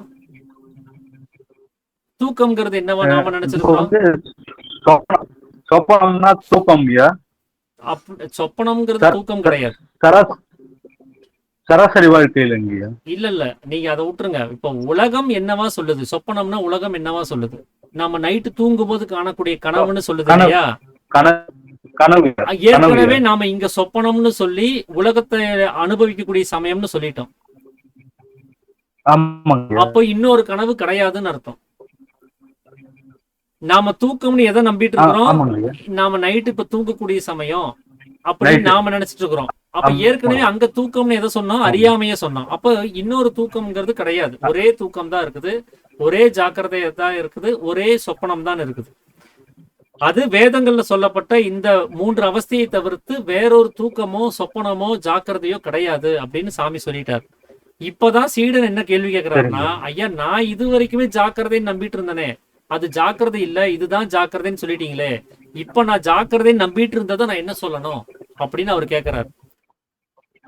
அதுக்குதான் அவர் என்ன சொல்றாரு, உலகம்ங்கிற அவஸ்தைய நீ கவனிச்சுட்டு இருக்கக்கூடிய சமயத்தை நீ உணர்வுள்ள நிலைமைன்னு நீ நினைச்சிட்டு இருந்த. ஆனா தன்னை அறிதல் தான் உணர்வுள்ள நிலைமையை தவிர இப்ப நீ உணர்வுள்ள நிலைமை நினைச்சிட்டு இருக்கிறது அது உணர்வுள்ள நிலைமை கிடையாது, ஜாக்கிரதை கிடையாது. அது நாம வெளியில இருக்கக்கூடிய மனமானது வியாபித்து வேலை செஞ்சுட்டு இருக்குது. நீ மனம் வேலை செய்யறதான் நீ உணர்வுள்ள நிலைமை நீ நம்பிட்டு இருக்கிற, அது தப்பு. அது உணர்வுள்ள நிலைமை கிடையாது. நாம ஜாக்கிரதைன்னு எதை நம்பிட்டு இருந்தோமோ அது மனம் வேலை செய்யக்கூடிய சமயத்தை தான் நாம ஜாக்கிரதைன்னு நம்பிட்டு இருக்கிறோம் அப்படின்னு சாமி சொல்றாரு. புரிச்சுங்களா? இப்போ சாமி சொல்றதை வச்சு பார்த்தா ஓகே. இப்ப இப்படி எழுதிட்டீங்க இல்லையா? இப்ப வேதங்களின் அடிப்படையில 3 விஷயத்துக்கு எழுதிட்டீங்களா? இப்போ உலகத்தினுடைய பார்வையில 3 விஷயங்கள் அப்படியே எழுதுங்க. நான் அதுல என்னென்னு சொல்றேன். உலகத்தின் பார்வையில் நாம ஜாக்கிரதைன்னு எதை நம்பிட்டு இருந்தோமோ அது ஜாக்கிரதை அல்ல. அது என்னவாக இருக்குது அப்படின்னு சொன்னா, ஜாக்கிரதைங்கிறதுக்கு நேரா மனம் வேலை செய்யக்கூடிய சமயம்னு எழுதிக்கோங்க. அதத்தான் நாம ஜாக்கிரதையா நம்பிட்டு இருந்தோம், அது தப்பு. அடுத்தது தூக்கம்னு நாம நினைச்சு சொல்லுங்க சொல்லுங்க. அப்போ ஜாக்கிரதைன்னு நாம வேலை செய்யும் சமயம், அதாவது அதுக்கு அது அர்த்தம்னு கிடையாது. நாம எதை ஜாக்கிரதைன்னு நினைச்சிட்டு இருந்தோமோ அது ஜாக்கிரதை கிடையாது. ஏன்னா ஜாக்கிரதைன்னு சொல்லி ஏற்கனவே வேதங்கள்ல சொல்லப்பட்டதுக்கு விளக்கம் கொடுத்தாச்சு. அதை தவிர்த்து இன்னொரு ஜாக்கிரதை கிடையாது. நாம எதை ஜாக்கிரதைன்னு இதனால் கவனிச்சுட்டு இருந்தோமோ அது என்ன அப்படின்னா, மனம் வேலை செய்யக்கூடிய சமயத்தை தான் நாம ஜாக்கிரதைன்னு நம்பிட்டு இருந்தோம். சரிங்க. அதே போல இந்த மனம் வேலையை நிறுத்தின சமயத்தை தான் நாம தூக்கம்னு நாம நம்பிட்டு இருந்தோம். அப்ப தூக்கம்ங்கிறது உண்மையாவே வேதங்கள்ல என்னவா சொல்லியிருக்குது? அறியாமைன்னு சொல்லியிருக்குது. அந்த அறியாமைங்கிற சுளுத்திங்கிற தூக்கத்தை தவிர்த்து இன்னொரு தூக்கம் கிடையாது. அப்ப நான் தூக்கம்னு ஒண்ணு நம்பிட்டு இருக்கிறேனே, அதுக்கு என்ன சாமி சொல்றது அப்படின்னு கேட்டா, அதுக்குதான் சாமி மனம் வேலையை நிறுத்தின சமயம், மனம் வேலை விட்ட சமயம் அப்படின்னு சாமி சொல்றாரு. சரிங்க. அடுத்தது இன்னொன்னு என்ன இருக்கு? சொப்பனம் இருக்குது. நான் சொப்பனம்னு ஒண்ணு நம்பிட்டு இருந்தேனே, நீங்க என்னடானா சொப்பனம்னு உலகத்தை சொல்றீங்களே, அப்ப நான் சொப்பனம்னு நம்பிட்டு இருந்ததை நான் இப்ப என்னன்னு நினைக்கிறது, அதுக்கு என்ன சொல்றது அப்படின்னு கேட்டா, அதுக்குதான் சாமி சொல்றாரு மனம் ஆலோசனை செய்யக்கூடிய சமயம். அதத்தான் நாம சொப்பனம்னு நம்பிட்டு இருந்தோம், அந்த விஷயம் தப்பு. உண்மையாவே சொப்பனம் அப்படிங்கிறது இந்த உலகம்ங்கிற விஷயத்தை பார்த்து கேட்டு அறிந்து அனுபவப்படுவதை தவிர்த்து இன்னொரு சொப்பனம் கிடையாது அப்படின்னு சாமி சொல்றாரு. ஓகேங்க. இந்த கன்ஃபியூஷன் தான். ஓகேங்க சரிங்க. ஓகேங்க. நன்றிங்க. நமஸ்காரங்க ஐயா. அமிர்த சுப்பிரமணியம் ஐயா. நமஸ்காரம் ஐயா. நமஸ்காரங்க. இப்போ நம்ம 7வது அத்தியாயத்துக்கு வந்துட்டோம். ஆமாங்க. இத பிராக்டிக்கலா கொண்டு போறது 4வது அத்தியாயத்துல சொல்லியிருக்காரு. ஆமா. அப்புறம் 5வது அத்தியாயத்துல நான் என்ற இது இருந்தா உலகம் இல்லைன்றது சொல்லிட்டாரு. ஆனா நம்ம பிராக்டிக்கலா நம்ம இது மாதிரி இருக்கோமா அப்படின்னா அது கேள்விக்குறிதான். இது 7வது அத்தியாயம் கூட இப்ப நல்லா புரிஞ்சா கூட இப்ப டே டு டே ஆக்டிவிட்டீஸ்ல நம்ம விழிப்புணர்வோடு இருக்கோமா? இப்ப என்னுடைய காரு, என்னுடைய வீடு, இது என்னுடையது அப்படின்றது விழிப்பு நிலையில நான் இருக்கேனா? அப்ப இதுல இருந்து வெளியில வர்றதுக்கு நான் பிராக்டிக்கலா என்ன பண்ணணும்? என்ன பண்ண? நம்ம இது மாதிரியா வாழ்ந்துட்டோம். ஓகே. இப்ப நான் இப்ப ரீசெண்டா வந்தா கூட புரியுது எல்லாமே. இப்ப சுருத்தி சொப்பனம் இதெல்லாம் வந்தா கூட இதுல இருந்து நம்ம இந்த தூக்க நிலையில இருந்து வெளியில வர்றதுக்கு நம்ம என்ன இன்னும் என்ன பயிற்சி பண்ணணும், இல்லாட்டா என்ன இதுலேருந்து இது பண்ணணும்? ஓகேங்க. அதாவது இந்த தூக்கம்ங்கிறதே எதனால வந்துச்சு அப்படின்னா, நமக்கு மாயைங்கிற ஒரு அவஸ்தை உண்டானதுனால தான் வந்துச்சு. கரெக்ட். மாயைங்கிற அவஸ்தை ஏன் வந்துச்சு அப்படின்னா, முதல் அத்தியாயத்திலே சாமி சொல்லிட்டாரு, மாயை என்பது யாதொன்று அதாவது ஒரு பொருள் இருக்கணும், அது இல்லாமல் போறத மாயைங்கிறார். சரி சரி. அங்க இருக்க வேண்டிய பொருள் எது அப்படின்னா, அறிவாக இருக்கக்கூடிய ஜீவசக்தியான வாயுங்கிறார். இப்ப அறிவு இல்லாமல் போறதுக்கு தானே அறியாமைன்னு சொல்றோம். கரெக்ட். அறிவில்லைன்னா அறிவில்ல, அறியாமை, அறிய முடியாத நிலைமை அப்படின்னு சொல்றோம். ஏன்னா அங்க அறிவு இல்லாமல் போகுது. அப்ப அறிவுங்கிறது என்ன? கண்களால பார்த்தறிகிறோம், காதால கேட்டறிகிறோம், மூக்கால முகர்ந்தறிகிறோம், நாவால சுவைத்தறிகிறோம், தோலால தொட்டறிகிறோம். இது எல்லாத்துக்குமே அடிப்படை என்னன்னா புலன்கள் கிடையாது. இந்த புலன்கள் வழியாக ஜீவசக்தியான வாயு வியாபிக்கிறதுனால தான் இந்த அறிவு உண்டாகுது இல்லைங்களா? கரெக்ட். அப்ப ஜீவசக்தியான வாயு தான் அறிவு. அந்த அறிவா இருக்கக்கூடிய வஸ்து நம்மில் இல்லாமல் போகும்போது, நசிஞ்சு போகும்போதாகவும் அறியாமை உண்டாகிறதுன்னு சாமி சொல்றார். சரி. அப்போ வாயுவுக்கு 2 நிலைமைகள் இருக்குது. நம்மளுடைய கதிக்கு 2 வகையான கதி இருக்குது. ஒண்ணு வெளியில் போய் நசிந்து கொண்டிருக்கக்கூடிய வாயு அப்படிங்கிற தன்மை, அதுதான் மாயையை உண்டு பண்ணுது. இன்னொரு கதி என்ன அப்படின்னா, அது வெளியில் போகாமல் உள்ளிலேயே மேலும் கீழும் நடந்து பிரம்மரந்திரத்தை தாக்கி கொண்டிருக்கக்கூடிய நிலைமை. அதுதான் நமக்கு பிரம்மத்தை உணர்த்தக்கூடியதா இருக்குது. நம்மள உள்நிலையிலே வச்சுக்கக்கூடியதா இருக்குது. அப்போ உள்ளுக்குள்ளரே நடக்கக்கூடிய கதியை பிடிச்சோம், அதை நம்ம அபியாசிக்கிறோம் அப்படின்னு சொன்னா நமக்கு மாயை கிடையாது. நம்ம வெளியில தன்னுடைய ஜீவசக்தியான வாயுவை விடுவதனால தான் மாயை உண்டாகிறது. அந்த மாயையில தான் நம்ம தூங்கிட்டு இருக்கிறோம். ஆமா, அந்த 4வது அத்தியாயத்துல அபானனையும் வெளியில ஆமா விடக்கூடாது. ஆமா சொல்றாரா? அது வந்து காரணம் இந்த மாயைங்கிற நிலைமை நம்ம உண்டு பண்ண கூடாதுங்கிறதுக்காக தான். அதான் நம்ம பிராக்டிக்கலா இப்ப நம்ம 3 வேலை பண்றது பத்தாது. அப்போ அதுக்குதான் சாமி வந்து இந்த தண்ணில் இருக்கக்கூடிய ஜீவசக்தியான வாயுவை சதா எப்பொழுதும் மேலும் கீழும் அபியாசம் செய்யணும். சதா அப்படின்னு சொன்னாலே அது எப்பெல்லாம் வெளியில போகுதோ அப்பெல்லாம் தடுக்கணும்னு அர்த்தம். சரி. அப்ப எல்லா நேரங்களிலும் தடுக்கப்பட்டா அங்க என்ன ஆகும் அப்படின்னா, அது ஒரு பிராக்டிஸ் ஆகும். இந்த மனசும் இந்த உடம்பு என்ன பண்ணுதுன்னா, ஒரு வேலையை தொடர்ந்து செஞ்சோம் அப்படின்னு சொன்னா அந்த வேலைக்கு இது அடிமையாயிரும். ஒரே டீ கடையில உட்காந்து டீ சாப்பிட்டு நம்ம பழக்கப்படுறோம் அப்படின்னு சொன்னா, அந்த வழியே போனாலே டீ சாப்பிடணும், இந்த கடை இங்க வந்துருச்சு பக்கத்தாலன்னு சொல்லி நினைவூட்டுதா? அப்போ நம்மளுடைய மனசும் உடம்பும் ஒரே விஷயத்துக்கு அடிமைப்படுவது அப்படிங்கிறது அதனுடைய சாதாரண இயல்பா இருக்குது. அப்படிதான் நிறைய பேர் வந்து டாஸ்மாக்ல போய் குடிச்சிட்டு அதுல அடிக்ட் ஆகி ரோட்ல கிடக்குறாங்க. அவங்களால ஏன் மீண்டு வர முடியலன்னா அது அடிக்ட் ஆகி போச்சு அந்த மனசும் உடம்பும். இப்போ இந்த ஒரு கேரக்டரை நாம புரிஞ்சுக்கிட்டு நாம என்ன பண்றோம், இந்த மனசையும் உடம்பையும் நல்ல விஷயத்துக்கு அடிமைப்படுத்த போறோம்.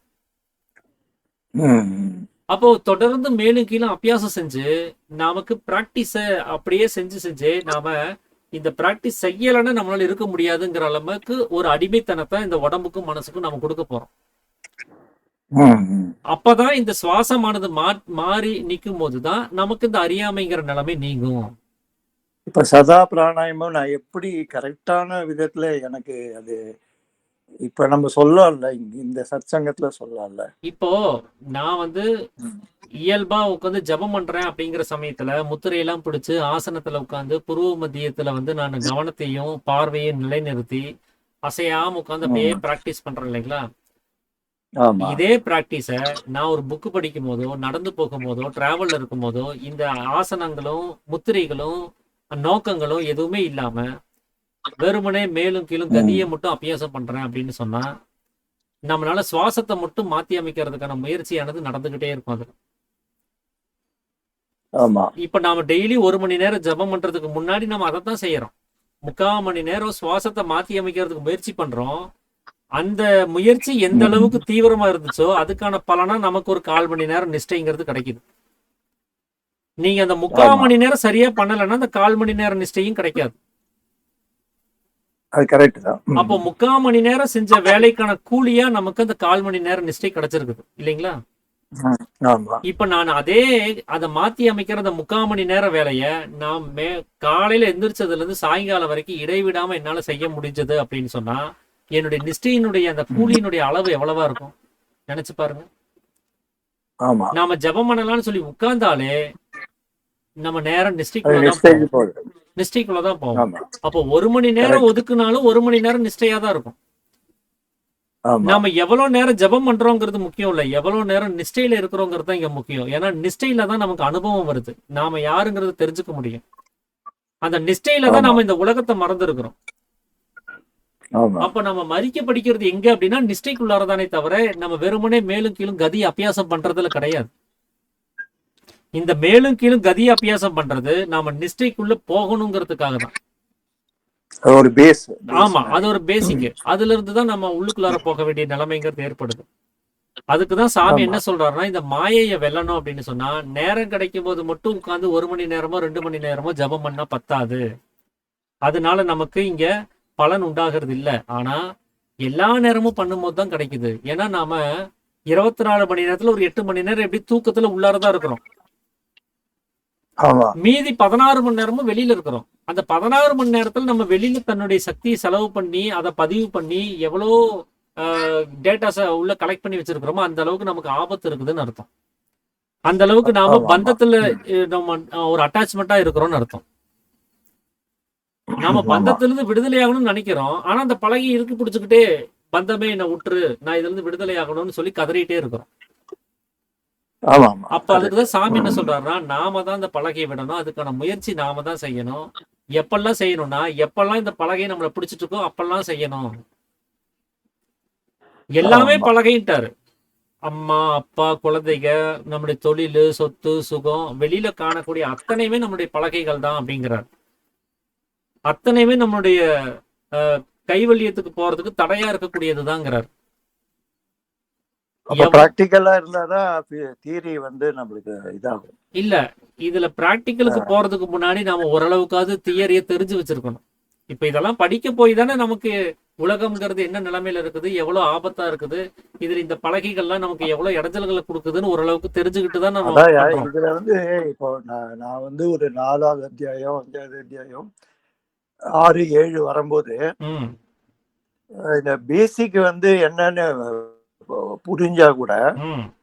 நம்ம வந்து இப்போ வந்து தன்னிலை வந்து நான் என்ற அவஸ்தை, ஆமா ஆமா கரெக்ட் அப்ப தான். இந்த உலகம் இப்போ வந்து நான் என்ற தன்மை இருந்தாதான் வந்து எதிர்க்க வந்து எதிர்க்கை அப்புறம் படக்கை வரும். ம், எதிர்க்க ஒருத்தர் இருக்காருன்ற ஒரு நிலைமையே இல்லைன்னும் போது இப்ப நான் இப்ப என்னோட ஈகோ வந்து எங்கேயுமே வராது, ம். அது வரக்கூடாது. ஃபர்ஸ்ட் வந்து இப்போ நான் வந்து ஆஹ், ஆஹ், தன்மை என்னோட தன்மை நான் என்ற அவஸ்தை இல்லைன்னா எதிராளின்னு ஒருத்தர் கிடையாது, அப்புறம் படக்கை இந்த உலகமும் கிடையாது. ம், அப்ப வந்து என்னோட ஈகோ எங்கேயுமே வெளிப்படாது. ம். அப்ப நான் என்ற அவஸ்தை வந்து முதல்ல வரக்கூடாதுன்றதுக்கு இந்த ஜீவசக்தியான வாயு வந்து வெளியில வரக்கூடாது. ஆமா அதுதான் இந்த பேசிக். ஆமா ஆனா அதுதான் இங்க வந்து பிராக்டிக்கலா பிராணாயாமமே சொல்றாரு. இப்ப அபானன் வெளியில போகாமல் இருக்கிறதுக்கு பேர் தான் பிராணாயாமம்ங்கிறாரு. இப்ப நாம கதி அபியாசம் பண்ணும்போது அந்த கதி எடுத்துட்டு நம்மளுடைய மூக்கு கிட்ட விரல வச்சு பாருங்க, அபானன் வருதா இல்லையா? இல்ல இல்ல சில சமயம் மெதுவா இல்ல, தான் இப்பவே வருது. பண்ணுங்க, இப்பவே எல்லாரும் பண்ணுங்க. இப்பவே பிராக்டிஸ் பண்ணிட்டு அவங்கவுங்களுடைய மூக்கு கிட்ட துவாரங்கள் கிட்ட ஒரு விரல வச்சுக்கிட்டு கதி எடுத்து பாருங்க, அபானன் வெளியில வருதா இல்லையா? பண்ணிட்டு சொல்லுங்க. வெளியில காத்து வருதுங்களா? மூக்கு வழியா வெளியில வருதா? வரவே செய்யும், ஓ, ஆமா ஆமா கண்டிப்பா வரும். ஐயா சொல்லுங்க. ஐயா மெல்லஸா வருதுங்க. வருது. நாம அதை செய்யாம இருந்தா கூட அது வர்றது தெரியறது இல்ல, ஆனா செய்யும் போதுதான் அதிகமா வர்றத உணர்றோம் இல்லைங்களா? நாமளே வாலண்டியரா அதை புடிச்சு வெளியில தள்ளுற மாதிரி இருக்குது. ஆனா சாமி என்ன சொல்றாரு, வெளியில போகக்கூடிய அபானனை உள்ளில் உள்ள பிராணனோடு சேர்த்து மேல கொண்டு போகணும், நீளமாக்கணும், அதுதான் சரியான பிராணாயாமம்ங்கிறார். இப்போ சொல்லுங்க, நாம செய்யறது பிராணாயாமமா? நாம செய்யறது சரியான கதியா? இல்லையா? அப்போ சாதாரண கதி இது. இது தூக்கத்தில் ஓடக்கூடிய கதி மாதிரி இருக்கக்கூடிய ஒரு கதி தான் நாம அபியாசம் செய்யறோம். இது சரியான கதி கிடையாது. இப்ப சரியான கதி அப்படிங்கிறது நாம பிராக்டிஸ் பண்ணதான் வரும். அதனால தான் நாம ஜபம் பண்ண தொடங்கும் போது இருக்கக்கூடிய கதி அந்த 3/4 மணி நேரத்துல வேறையா மாறி இருக்கும். அது மாறினதுனால தான் நிஷ்டை கிடைக்குதே தவிர, இந்த கதி தொடக்கத்துல இருக்கக்கூடிய கதி மாறல அப்படின்னா நிஷ்டையே கிடைக்காது. அந்த 1 மணி நேரமா அவர் கதி அபியாசம் பண்ணிட்டே இருப்பாரு, நிஷ்டைக்குள்ளே போக மாட்டாரு. நிறைய பேர்த்துக்கு சொல்லுவாங்க இல்லையா, நானும் 1 மணி நேரம் ஜபம் பண்றேன், எனக்கு நிஷ்டையே கிடைக்கலன்னு சொல்றாங்க. ஏன் அப்படின்னா அந்த கதியானது மாறல. அந்த கதி மாறி இருந்தா அங்க நிஷ்டைங்கிற நிலைமையை நாம கவனிக்காமலே உள்ளுக்குள்ள புகுந்திருப்போம். அப்ப அந்த டெக்னிக் நமக்கு தெரியல, அந்த கதியை மாத்துறதுக்கு என்ன வழிங்கிறது நமக்கு தெரியல. நாம ஏதோ ஏனோ தானோட்டு எதையாவது ஒண்ணு அவங்க நம்ம காதுல சொல்லி கொடுத்தாங்களோ அதை மேலும் கீழும் சாதாரணமா நடத்திட்டு இருக்கிறோம்னு அர்த்தம். அப்ப அது எப்படி பண்ணணும், அந்த டெக்னிக் என்னங்கிறதையும் நம்ம புஸ்தகத்தை பார்த்து படிச்சு புரிஞ்சுக்கிட்டாதான் அது முடியும். ஓரளவுக்காவது தெரிஞ்சுக்கிட்டாதான் நம்ம அங்க போய் பிராக்டிக்கல்ல அது என்னன்னு புரிஞ்சுக்க முடியும். அப்ப சாமி உபதேசம் கொடுக்கக்கூடிய முறைகளை பத்தி உலக சாந்திக்குள்ள ஜீவிதம்ங்கிற நூல்ல ஒரு விளக்கங்களை கொடுத்திருப்பார். இந்த கதி எப்படி அபியாசம் செய்யணும் அப்படின்னு சொல்லிட்டு. சோ உங்களுக்கு நான் அந்த புக் அனுப்பிட்டேங்கய்யா. இன்னைக்கு நான் அந்த பிஓடி உங்களுக்கு அனுப்பிச்சுடுறேன். நாளைக்கு உங்களுக்கு வந்துடும். நாளைக்கு வந்த உடனே நீங்க செய்யக்கூடிய முதல் வேலை உலக சாந்திக்குள்ள ஜீவிதம்ங்கிற நூல்ல 4வது பாகத்துல 13வது பாயிண்ட் எப்படி இந்த கதியை அபியாசம் செய்யக்கூடாது அப்படின்னு இருக்கும். 14வது பாயிண்ட் எப்படி இந்த கதியை அபியாசம் செய்ய வேண்டும் அப்படின்னு எழுதியிருப்பார். ஸோ அந்த ஃபார்முலால நீங்க செஞ்சா மட்டும்தான் இந்த கதியானது மாறும். அந்த கதி மாற்றம் உண்டாகாமல் நமக்கு நிஷ்டைங்கிறது உண்டாகாது. ஸோ அது என்ன பாயிண்ட்ங்கிறதே நான் சொல்றேன்.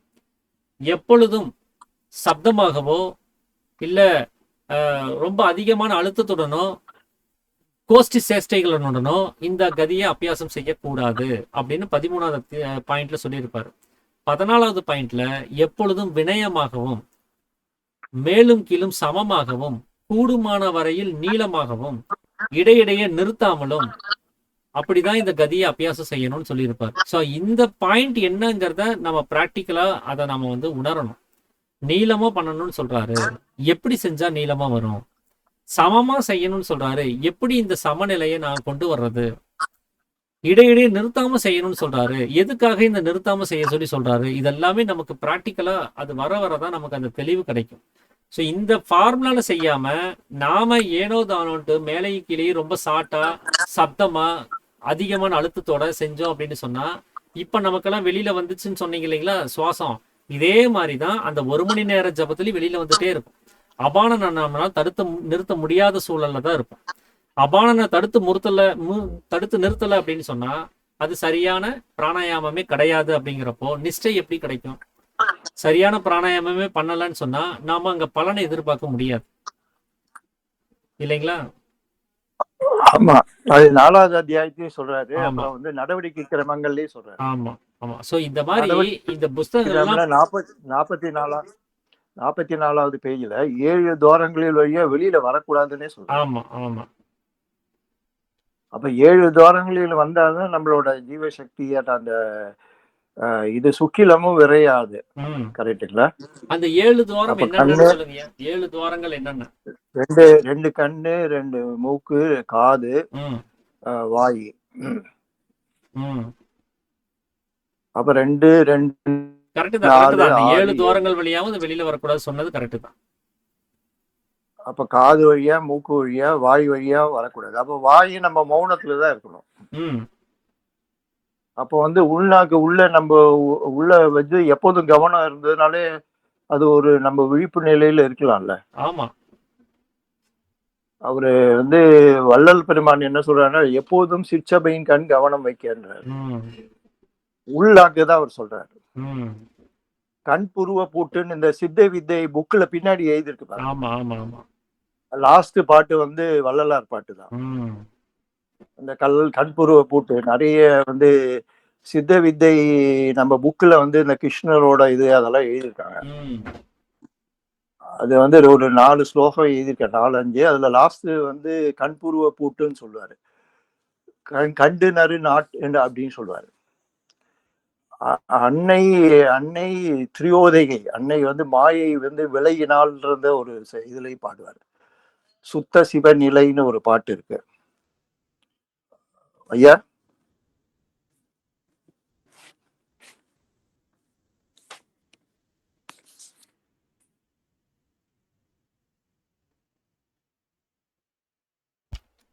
ஹலோ ஐயா, இப்பதாங்க ஐயா கேக்குது.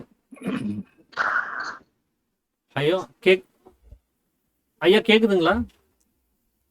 இல்ல கட் ஆயிடுச்சு. இல்ல என்னோட மைக் ஆஃப் ஆயிடுச்சுங்க கைப்பட்டு. சரிங்க, சொல்லுங்க. நம்ம சித்த வித்தை புக்லயே இருக்கியா அதெல்லாம்? ஆமா ஆமா ஆமா. சித்த சித்த இது இந்த இந்த புக்லயே இருக்குங்களே, ரூல்ஸ் இந்த புக்லயே இருக்கு. ஆமா ஆமா. ரொம்ப உங்கள் விளக்கம் நல்லா இருந்ததுயா. சரிங்க. என்னோட விருப்பம் என்னன்னா, இது வந்து இதுல இருந்து வெளியில வர்றதுக்கு நம்ம இப்போ மாயையில இருக்கோம், தூக்கத்துல இருக்கோம், இதெல்லாம் தெரியுதுயா. ஆனா வந்து பிராக்டிக்கலா நம்ம என்ன எப்படி போனோம், அதுக்கு என்ன பண்றதுன்னு கேக்குறீங்க. எனக்கு புரியுது. அதனால கொஞ்ச நாள் ஆகும். இதுல இருந்து நம்ம வந்து வேலையில ஒரு 10 மணி நேரம் இருக்கோம்னா நம்ம அந்த தூக்க நிலைக்கு தான் போயிடுறோம். இந்த விழிப்பு நிலையில நம்ம இல்ல. கரெக்ட் தாங்க, கேட்டுதான் இருக்கிறேன். அதான் நான் சொன்னேன். அதுக்கு நம்ம கொஞ்சம் கொஞ்சமா அந்த பிராக்டிஸை வந்து நம்ம கொஞ்சம் அதிகப்படுத்தணுங்க. இப்ப நம்ம இயல்பா இருக்கக்கூடிய வார நாட்கள்ல பாத்தீங்கன்னா அந்த கமிட்மெண்ட்டுக்கு பின்னாடியே ஓடிட்டே இருப்போம். நமக்கு இந்த உலகம்ங்கிற அவஸ்தை கவனத்துல இருந்துச்சு அப்படின்னு சொன்னா நமக்கு இந்த உள்ளுக்குள்ள இருக்கக்கூடிய அவஸ்தைகளை கவனிக்க மாட்டோம் இல்லைங்களா? அந்த கமிட்மெண்ட் அதுக்கே நேரம் பத்த மாட்டேங்குது. ஆமா இல்லையா, சித்த வேதத்துல வந்து இந்த வியாதி என்ற ராக தேசம்ன்றார். வியாதின்றது ராக தேசம், சதா பிராணாயாமிக்கு வியாதி இல்லைன்றார். ஆமா. அப்ப அந்த ராக தேசம் தான் வியாதின்னு சொல்றாரு. ஆமா, விருப்பு எனும் பெரும் வியாதி அப்படிங்கிறார். ஆமா. அப்புறம் இன்னொன்னு சொல்றாரு, 2 நிலைகள் இருக்க கூடாதுன்றாரு. அப்ப வந்து இது வந்து அதான் இதுவும் சொல்றாரு. இந்த வந்து ஒருத்தர் வந்து இந்த அழுக்கு இருக்கு, இந்த சுத்தம், அழுக்கு சுத்தம், அதை ஒரு இடத்துல சொல்றாரு. சுத்தம் அசுத்தம் இதெல்லாம் பார்க்க கூடாது. அது வந்து சித்த இதுல இருக்குங்களே.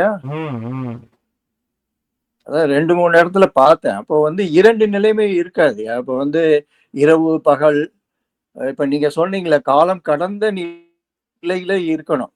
ஆமா, நேரம் காலம் தூரம். அப்போ நம்ம வந்து இன்னும் டீப்பா போகும்போது நேரம் காலம் தூரம்லாம் எதுவுமே தெரியாது. இப்போ நாம தூங்கும் போதே பாருங்க, அந்த 8 மணி நேரம் எவ்வளவு ஸ்பீடா ஸ்கிப் ஆகுதுன்னு பாருங்க. பகல்ல இருக்கக்கூடிய 8 மணி நேரம் வேறையா இருக்குது, நைட்டு தூங்கும் போது இருக்கக்கூடிய 8 மணி நேரம் வேறையா இருக்குது. ஆமா, அது 2 நாள் முன்னாடி சொன்னீங்க, இந்த சிக்னல்ல நிக்கும் போது எவ்வளவு கஷ்டமா இருக்குது. 30 செகண்ட் போறதே ரொம்பவும் மெதுவா நகர்ற மாதிரி இருக்குது.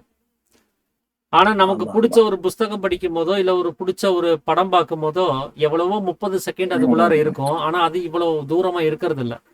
அதனாலதான் சாமி இப்ப சொன்னாரு, ஒரு மனம் நினைச்சதுன்னா ஒரு நிமிஷத்தை ஒரு யுகமா கூடவும் மாத்தி அமைக்க முடியும், மெதுவா அப்படி நகர்த்த முடியும். அதே மனம் நினைச்சா ஒரு யுகத்தை ஒரு நிமிஷமா கூட சடனா நகர்த்திட முடியும் அப்படின்னு அவர் சொல்றாரு. சோ மனதனுடைய விஷயத்தை பொறுத்துதான் இது எல்லாமே. நடவடிக்கை கிரமங்கள்ல 2 ஆயுதம் சொல்றாரு.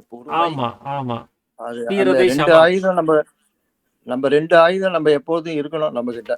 அது தாமாகவே அவரவர் உண்டாக்க வேண்டியதாகுங்கிறாரு. அது கடவுள் கொடுக்க மாட்டாரு, யாரும் கொடுக்க மாட்டாங்க. அவரவராகவே தம்முள் உண்டாக்க வேண்டிய 2 ஆயுதங்கள் அப்படின்னு சொல்றாரு. ஆமா ஆமா, கரெக்ட். ரொம்ப வந்து நடவடிக்கை கிரமங்கள், சித்த வித்தை 2 புக்கு, சித்த வித்தை சின்ன புக்லயும் வந்து நிறைய விஷயங்கள் இருக்கு. ஆமா ஆமா ஆமா, ஒவ்வொரு விஷயமும் வந்து சித்த வேதம்ன்றது 5ஆம் வேதம் தான் என்ன பொறுத்துட்டியா. எத்தனையோ இதை நான் கடந்து வந்தாலும் இந்த சித்த வித்தை புக்கு மாதிரி ஒரு புக்கு வந்து நான் வந்து இதை விட்டு படிக்கவே இல்லை. என்னோட காலகட்டத்துல எனக்கு 67 வயசு ஆகுது. இந்த வயசுல எனக்கு இந்த ஞானம் கிடைச்சது பெரிய ஒரு இதுதான். எனக்கு வந்து பாத்தீங்கன்னா ஒரு 20 வருஷத்துக்கு முன்னாடி ஜெகதீசன் ஐயா வந்து எனக்கு ஒரு 60 புக் அனுப்பி வச்சிருந்தார். நான் அப்பதான் உள்ள என்ட்ரி ஆன புதுசு. அப்ப எனக்கு தெய்வீகம் பத்தி மட்டும்தான் எனக்கு தெரியும். அதுதான் கேள்வியா கேட்டு வந்தேன். யோகம் பத்தி எல்லாம் எனக்கு ஒண்ணுமே தெரியாது. அப்ப நான் அவரை சந்திக்கும் போது, உண்மையா கடவுள்னா யாருன்னு தெரிஞ்சுக்கணுமா, சரி நான் உனக்கு சில புஸ்தகம்லாம் அனுப்பிச்சுடுறேன் அப்படின்னாரு. சரி அனுப்புங்க, அதுக்கு என்ன அமௌண்ட்டோ நான் கொடுத்துட்றேன் அப்படின்னு சொன்னேன். அவர் சென்னையில இருந்து ஒரு 60 புக்கு எனக்கு ஒரு பாக்ஸ்ல போட்டு கொரியர் பண்ணி விட்டுருந்தாரு. அந்த 60 புக்குல ஒண்ணு சித்தவேதம். அந்த சித்தவேதம் படிச்ச உடனே அந்த 60ஐயும் நான் படிக்கிறதே இல்லை. அது அப்படியே வீட்ல இருந்துச்சு. ஃப்ரெண்ட்ஸுங்க வருவாங்க, எடுத்துட்டு போவாங்க. அப்புறம் நான் அத திருப்பி கேட்கறது இல்ல. அப்படியே இன்னும் இருக்குது என்கிட்ட ஒரு 30, 40 புக் அதுல எப்படி இருக்கும். அதுல அந்த புக்கெல்லாம் சும்மா தான் வச்சிருக்கிறேன். ஏன்னா இந்த ஒண்ணே எனக்கு அது எல்லா பூர்ணத்தன்மையும் குடுத்துருச்சு. இந்த ஒரு புக்க தவிர நானும் எதையும் படிக்கிறது இல்ல. ஆமாய்யா, இந்த வேதத்துல இருக்கிற எல்லாம் இருக்குயா. அந்த ஆமா, சொல்ற எதிரா இருக்குங்க. ஆமா. அதோ அது அர்த்தமே ஜோதி தான். ம், ம், ஜோதி ஸ்வரூபம் தான். ம், நீங்க ஐயப்ப மேல 18 படி ஏறின உடனே தத்துவமசின்னு தான் எழுதிருக்கும். ம், நீயே அதுவாக இருக்கிற, நீ ஏன்பா இங்க வரன்ற மாதிரிதான் இருக்கும். ம், அது நம்ம அறியாமை தான். வேதம் வேதத்தோட சாரம் என்று எல்லாமே. அது ம், நீங்க சாமி சொன்ன மாதிரி வள்ளலாருன்னு சொல்லிட்டாரு. அதெல்லாம் நீங்க மனப்பாடம் எல்லாம் பண்ணக்கூடாது. ம். பிராக்டிக்கலா நீங்க பண்ணணும். ஆமா. அதுதான் எல்லாருமே விழித்திரு, தனித்திரு, பசித்திருன்ட்டாரு. ம், நம்ம விழிப்பு நிலையில இருக்குன்னு தெரியுது. ஆனா அதுலதான் போய் நம்ம விழுறோம். ம், மாயையில தான் விழுறோம். ம். அப்போ டே டு டே ஆக்டிவிட்டிஸ்ல நம்ம நிறைய சர்க்கிள்கள் இருக்கு. ஆனா சித்த வேதம் புக்கு மாதிரி ஒரு புக்கு நானும் மீதி எல்லா புக்கையும் எடுத்து வச்சிட்டேன். ம், என்கிட்ட ஒரு புக்கு தான் இருக்கு. ம், ம், சித்த வேதம், சித்த வித்தை, நடவடிக்கை கேட்கிற மகள். ம், அதை ம், டெய்லி தொட்டாலே போறேன். அதை 2 பேஜ் பரட்டினாலே ம். நம்ம டே டு டே ஆக்டிவிட்டிஸே மாறிடுது. ஆமா, கண்டிப்பாங்க. அது உள்ளுக்குள்ள அந்த பதிவுகள் ஒரு தனி வேலையை செய்யும். அதை நீங்க ஒரு 4 பேஜ் படிச்சுட்டு போனீங்கனாலே உங்களோட மனநிலையே மாறிடுது. அது ஆமா, நான் பிராக்டிக்கலா பார்த்துட்டேன். கரெக்ட் தான்.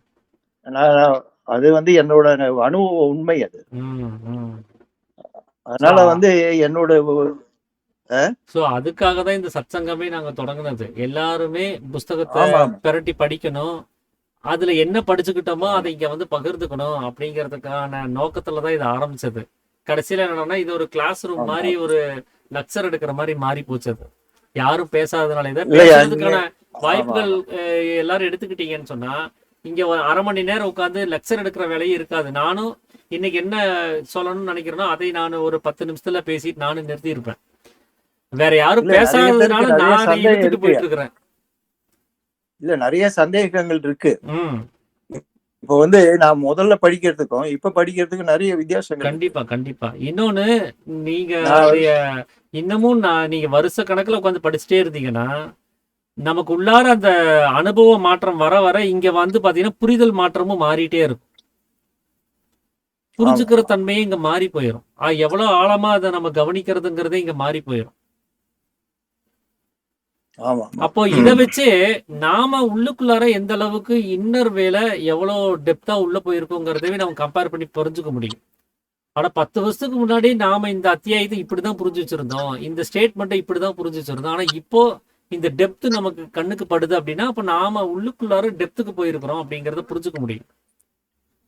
ஆமா இப்ப சித்த வேதம் வரும் முன்னு, சித்த வேதம் வந்த பின்னு பார்க்கும்போது இந்த உலகத்தை பாக்குற பார்வையே மாறி மாறி இருக்குது. ஆமா, அது உண்மை. இது இப்போ உலகத்தை நம்ம பார்க்கும்போது இது நம்ம சித்த வேதத்துல சுவாமி சொல்லும் போது அது நம்மளுக்கு ஒரு பொருட்டாவே இல்லை. ம், இப்ப நம்ம பஸ்லயோ இதுலயோ போறோம், நம்மள இடிக்கிறாங்க, இல்லாட்டா அது ஒரு பொறுப்பு வந்துடுது. ம், அப்போ நம்ம எந்த இடத்துல நம்ம சொல்லவே வேணாம். இப்ப சித்த வேதம் படிச்சு நம்ம பிராக்டிஸ் பண்ண போறோம், நம்மள நிலைமை மாறுது. ம், அது இந்த சத்சங்கம் எல்லாமே நம்மளுக்கு ஹெல்ப்ஃபுல்லா இருக்கு. ம், அதனால சித்த வித்யை சிவானந்த பரமஹம்சர் நம்மளோட தான் இருக்காரு. ம், ம். எல்லாருக்குள்ளாரையும் ஜீவனாகவே அவர் அவர் தான் இருக்கிறார். குறிப்பி ஆமா அவரு படத்துல இல்லைன்னு சொல்லிட்டாரு. அந்த பிரசிடென்ட்டுக்கு எழுதுறாருல ஒரு லெட்டர்ல, ம், நீங்க ஏன் என் படத்தை போட்டீங்க, ம், எனக்குன்ற தனிப்பட்ட உருவம் கிடையாதுன்ற சொல்லிட்டாரு. ம், ம், ஏன்னா நீங்க வள்ளலாருன்னு சொன்னாரு, என் படத்தை விரும்பிங்கன்னா நீங்க அதோட தான் நிப்பீங்க, அதுக்கு மேல போக மாட்டேங்கிட்டீங்க. ம். சித்தவேதம் புக்லயும் அது ஜெனரல் பிரசிடென்ட்டுக்கு ஃபர்ஸ்ட் பேஜ்லயே இருக்கு. அந்த கடிதம் மூலமாவே தெரியப்படுத்தி இருக்கிறார். ஆமா, நான் மலையில இருந்து எழுதுறாரு ஒரு லெட்டர். 1936 எழுதுறாரு. நீங்க ஏன் இந்த படத்தை போட்டீங்க புக்ல அப்படின்னு கேக்குறாரு. அதெல்லாம் ஒரு சிறப்பான அம்சம். அதெல்லாம் அதான் சிவானந்த பரமஹம்சர் நம்ம பார்க்கலாம்னா கூட டெய்லி நம்ம உணர்வுபூர்வமா அதை உணர்றோம். ரொம்ப நன்றி. சந்தோஷம் சந்தோஷம். பத்மநாபன் ஐயா, வணக்கம். நமஸ்காரங்க. ஐயா இப்போ நம்ம ஜெபம் பண்ணும்போது நம்ம கால் வந்து இடது கால் மேல இருக்கணும், வலது கால் மேல இருக்கணும், அப்படி ஏதாவது நம்ம ஐயா எதுக்கையாவது சொல்லியிருக்காரா இல்லைங்க, சிஸ்டர்? அவர் ஆசனாஸ பத்தி எதுவுமே சொல்லல. நமக்கு எப்படி சுகமா இருக்க முடியுமோ, எவ்வளவு ரொம்ப நேரம் உட்கார போறோம், அதுக்கு நமக்கு சௌரியப்பட்ட ஓகே. ஆசனம் எதுவோ அப்படி நம்ம உட்கார்ந்துக்கலாம் தான் சொல்லியிருக்கிறார். ஏன்னா கொஞ்சம் பேர் இடது காலம் மேல வைக்கணுன்றாங்க, சிலர் வலது இல்ல காலம் மேல இல்ல நம்ம வச்சுக்கணுன்றாங்க. உள்முக பயணத்துக்கும் வெளியில் இருக்கக்கூடிய உடம்புனுடைய நிலைமைகளுக்கும் எந்த சம்பந்தமும் கிடையாது. நம்மளுடைய உள்முக சரி. பயணத்துல இது இடைஞ்சல் பண்ணாம இருக்கணும் அப்படின்னா, நமக்கு பழக்கப்பட்ட ஆசனமா இருந்துச்சுன்னு சொன்னா தொந்தரவு பண்ணாது. புதுசா நான் ஒரு பத்மாசனம் ம். போடுறேன்னு சொல்லிட்டு ரெண்டையும் பின்னி உட்கார வச்சோம்னு வச்சுக்கோங்களேன், கொஞ்ச நேரத்துல அது பழக்கம் இல்லாதனால கால் வலிக்கும். அந்த வலி என்ன ஆகும்னா ம். நம்மள உள்ள போக விடாம தடுத்துக்கிட்டே இருக்கும். ம். நீங்க கால் நீட்டி உட்கார்ந்தாலும் பரவாயில்ல, நின்னுகிட்டே இருந்தாலும் பரவாயில்ல. ஆனா முதுகு தண்டு நேரா இருக்கிறதுக்கு மட்டும்தான் இங்க கண்டிஷன் ஒண்ணே ஒண்ணு. வேற ஒண்ணும் கிடையாது. அந்த அந்த ஓகே. ஒரு முதுகுத்தண்டு ஒன்னா ஸ்ட்ரெயிட்டா இருக்கிறதுக்கும் என்ன காரணம் அப்படின்னா, அதன் வழியா ம். குண்டலினி ஏறும் அப்படின்லாம் கிடையாது. ம். அதுவும் எதுக்காக அவர் முதுகுத்தண்டு நேரா இருக்கணும்னு சொல்றாருன்னா, நமக்குள்ளார இருக்கக்கூடிய இந்த கதி தூக்கத்துல ஓடக்கூடிய கதி மாதிரியே ஒரு கதியை நாம் எடுக்கிறோம். அதுக்கு ஓரியன்டான கதியை தான் நாம் எடுக்கிறோம். இந்த உடம்பு என்ன பண்ணோம்னா, அது தூக்கத்துக்கான கதின்னு நம்பி தூக்கத்துக்கான சுரப்பி அதை சுரந்து நம்மளை தூக்கத்துக்குள்ள கொண்டு போறதுக்கு தான் பார்க்கும். அதனால ம். நிறைய பேர் தூங்குறத நீங்க கவனிப்பீங்க. அந்த அபியாசம் பண்ணுவோம். நாமளே தூங்குறத நம்மளால ஆமாம். உணர முடியும். ஆமாம். தூக்கம் வர்றதை நமக்கு உணர முடியும். ம். ஏன் அப்படின்னா இது தூக்கத்துல ம். ஓடுற மாதிரியே இருக்கிற கதி மாதிரியே இருக்கிறதுனால உடம்பு வந்து ஏமாந்துருது. ஓ, தூங்குறான் போல இருக்கு, அதான் இந்த கதி ஓடுது அப்படின்னு தூக்கத்துக்கான சுரப்பி அது சுரந்துரும் இயல்பா. அப்போ நமக்கு சரி. தூக்கத்துக்குள்ள நம்ம போக கூடாது அப்படின்னு சொன்னா, இந்த முதுகுத்தண்டு நேரா இருந்தா ம். தூக்க கலக்கத்தோட இருப்போமே தவிர ம். தூக்கத்துக்குள்ள போக மாட்டோம். தூங்கி விழுக மாட்டோம். கொஞ்சம் ஆனா முதுகுத்தண்டு நீங்க வளைச்சிட்டீங்கன்னா அப்படியே படுத்துருவீங்க. ம். குமிஞ்ச மாதிரியே கரெக்ட். அப்படியே படுத்துருவீங்க. அதே நேரா இருந்தா அவங்கனால தூங்க முடியாது. ம். நீங்க இந்த பஸ் டிரைவருடைய சீட் எல்லாம் பாருங்க, நார்மலா இருக்கக்கூடிய இருக்கையும் ம். பஸ் டிரைவருடைய சீட்டும் வித்தியாசமா ம். இருக்கும். டிரைவருக்குன்னு ம். இருக்கக்கூடிய சீட்டு வேறையா இருக்கும். பின்னாடி ம். உட்காந்து வர பேசஞ்சர்ஸுடைய சீட்டு வேறையா இருக்கும். பின்னாடி இருக்கக்கூடிய ஆமா, பேசஞ்சர்ஸுடைய சீட்ல சீட்டு வந்து நேரா தான் பாத்தீங்கன்னா, இருக்கும். ஆமா, சீட்ல வந்து பாத்தீங்கன்னா எல்லா சொகுசான ம். வசதிகள் இருக்கும். நீங்க ம். செமி ஸ்லீப்பரா மாத்திக்கலாம், படுத்துக்கலாம், நீட்டிக்கலாம், எல்லா வசதியும் இருக்கும். ஆனா டிரைவருக்கு அந்த வசதி கொடுக்க மாட்டாங்க. ஏன்னா இருக்கு. அவருடைய முதுகுத்தண்டு நேரா இருக்கிற மாதிரியே அந்த அமைப்பு வச்சிருப்பாங்க. அவர் எவ்வளவு களைப்புல கரெக்ட். ஓட்டுனாலும் கூட அவருக்கு அந்த முதுகுத்தண்டு ஸ்ட்ரெயிட்டா இருந்தா அவர்னால தூக்கத்துக்குள்ள போக கூடாது அப்படிங்கிற எண்ணத்துல அதனுடைய ம். சீட்டினுடைய அந்த நிலைமைங்கிறது ஸ்ட்ரெயிட் இதா இருக்கும். அதேதான் இங்க சாமி அப்ப இந்த நமக்கும் சொல்றாரு. கால் வலிய ம். நிறைய பேர் அந்த கால் வலியினால இன்னும் அவஸ்தைப்பதான் படுறாங்க. ரொம்ப வருஷம் பண்றவங்க கூட ம். அதை கடந்து போறதுக்குன்னு ஏதாவது வழி இருக்கு? அது வந்து பழக்கப்பட்டா அது கடந்துருங்க. இப்ப முதல்ல நம்ம உட்கார்ந்து சமணங்கால் போட்டு உட்கார்ந்து நம்ம பிராக்டிஸ் பண்றோம் அப்படின்னா ஒரு 1/4 மணி நேரத்திலேயே ம். கால் வலி வந்துடும். ம். பிராக்டிஸே இல்லை. நமக்கு எல்லாம் டைனிங் டேபிளே உட்காந்து சாப்பிட்டோம், சேர்லயே உட்காந்துட்டு இருக்கிறோம், டிவி பார்க்குறோம், எல்லா வேலையும் செய்யறோம், சோஃபாலேயே இருக்கிறோம் அப்படின்னு சொன்னா கூட நீங்க ம். கீழே உட்காந்து ஒரு ம். ஆசனம் போட்டு உட்காரும் போது, பழக்கம் இல்லாம முட்டிய ம். நம்ம மடக்கி உட்காரும் போது 1/4 மணி நேரத்திலேயே அந்த ம். வலிங்கிறது வந்துடும், பழக்கம் இல்லாததுனால. ஆனா நீங்க கண்டினியூ உட்காந்தீங்கன்னா அந்த 1/4 மணி நேரத்துல ம். வரக்கூடிய வலியானது ஒரு 20 நிமிஷம் கழிச்சு தான் வரும். ஓகே. 20 நிமிஷம் வரைக்கும் அது பழகி இருக்கும். இன்னும் கொஞ்சம் நல்லா பிராக்டிஸ் பண்ணிட்டே வந்தீங்க, தொடர்ந்து அந்த வலியெல்லாம் நீங்க பொருட்படுத்தாம நம்ம தொடர்ந்து உட்கார்றோம் அப்படின்னு சொன்னா அது 1/2 மணி நேரம் வரைக்கும் ம். நீடிக்கும். அதுக்கப்புறம் தான் வலியே வரும்.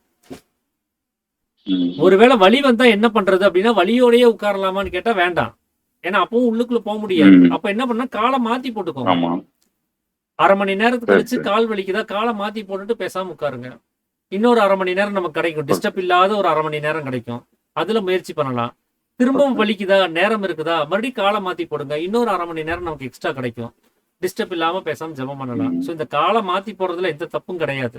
காலை மாத்தி போடலைன்னா அது போடாத ம். வரைக்கும் இருக்கக்கூடிய ஒவ்வொரு செகண்டும் அந்த வலி அதிகமாயிட்டே தான் இருக்கும். உங்களை உள்ளுக்குள்ளார ம். போறதுக்கு அதுவே ஒரு தடையை ஏற்படுத்திட்டே இருக்கும். அதனால நீங்க தொடர்ந்து ஓகே. நீங்க பிராக்டிஸ் பண்ணீங்கன்னா அந்த வலி ஏற்படுறதுங்கிறது கொஞ்சம் ம். கொஞ்சம் நேரம் கழிச்சு தான் வரும். அது நல்லா பழகிரும். அப்புறம் நீங்க அசையாம 1 மணி சரிங்க. நேரம் 1.5 மணி நேரம் கூட உங்களால உட்கார முடியும். அது வரைக்கும் ம். வலியே வராது. உங்களுக்கு பழக்கம் இல்லாத மணி நேரம் சரி. வரும்போது தான் அது வலியை காமிச்சு எனக்கு இது ரொம்ப இடைஞ்சலா இருக்குது அப்படிங்கறத நமக்கு உணர்த்தும். ம். சரிங்க. அதனால தொடர் பிராக்டிஸா அந்த மிக்க வலி நன்றி. இல்லாம பண்ணிருங்க.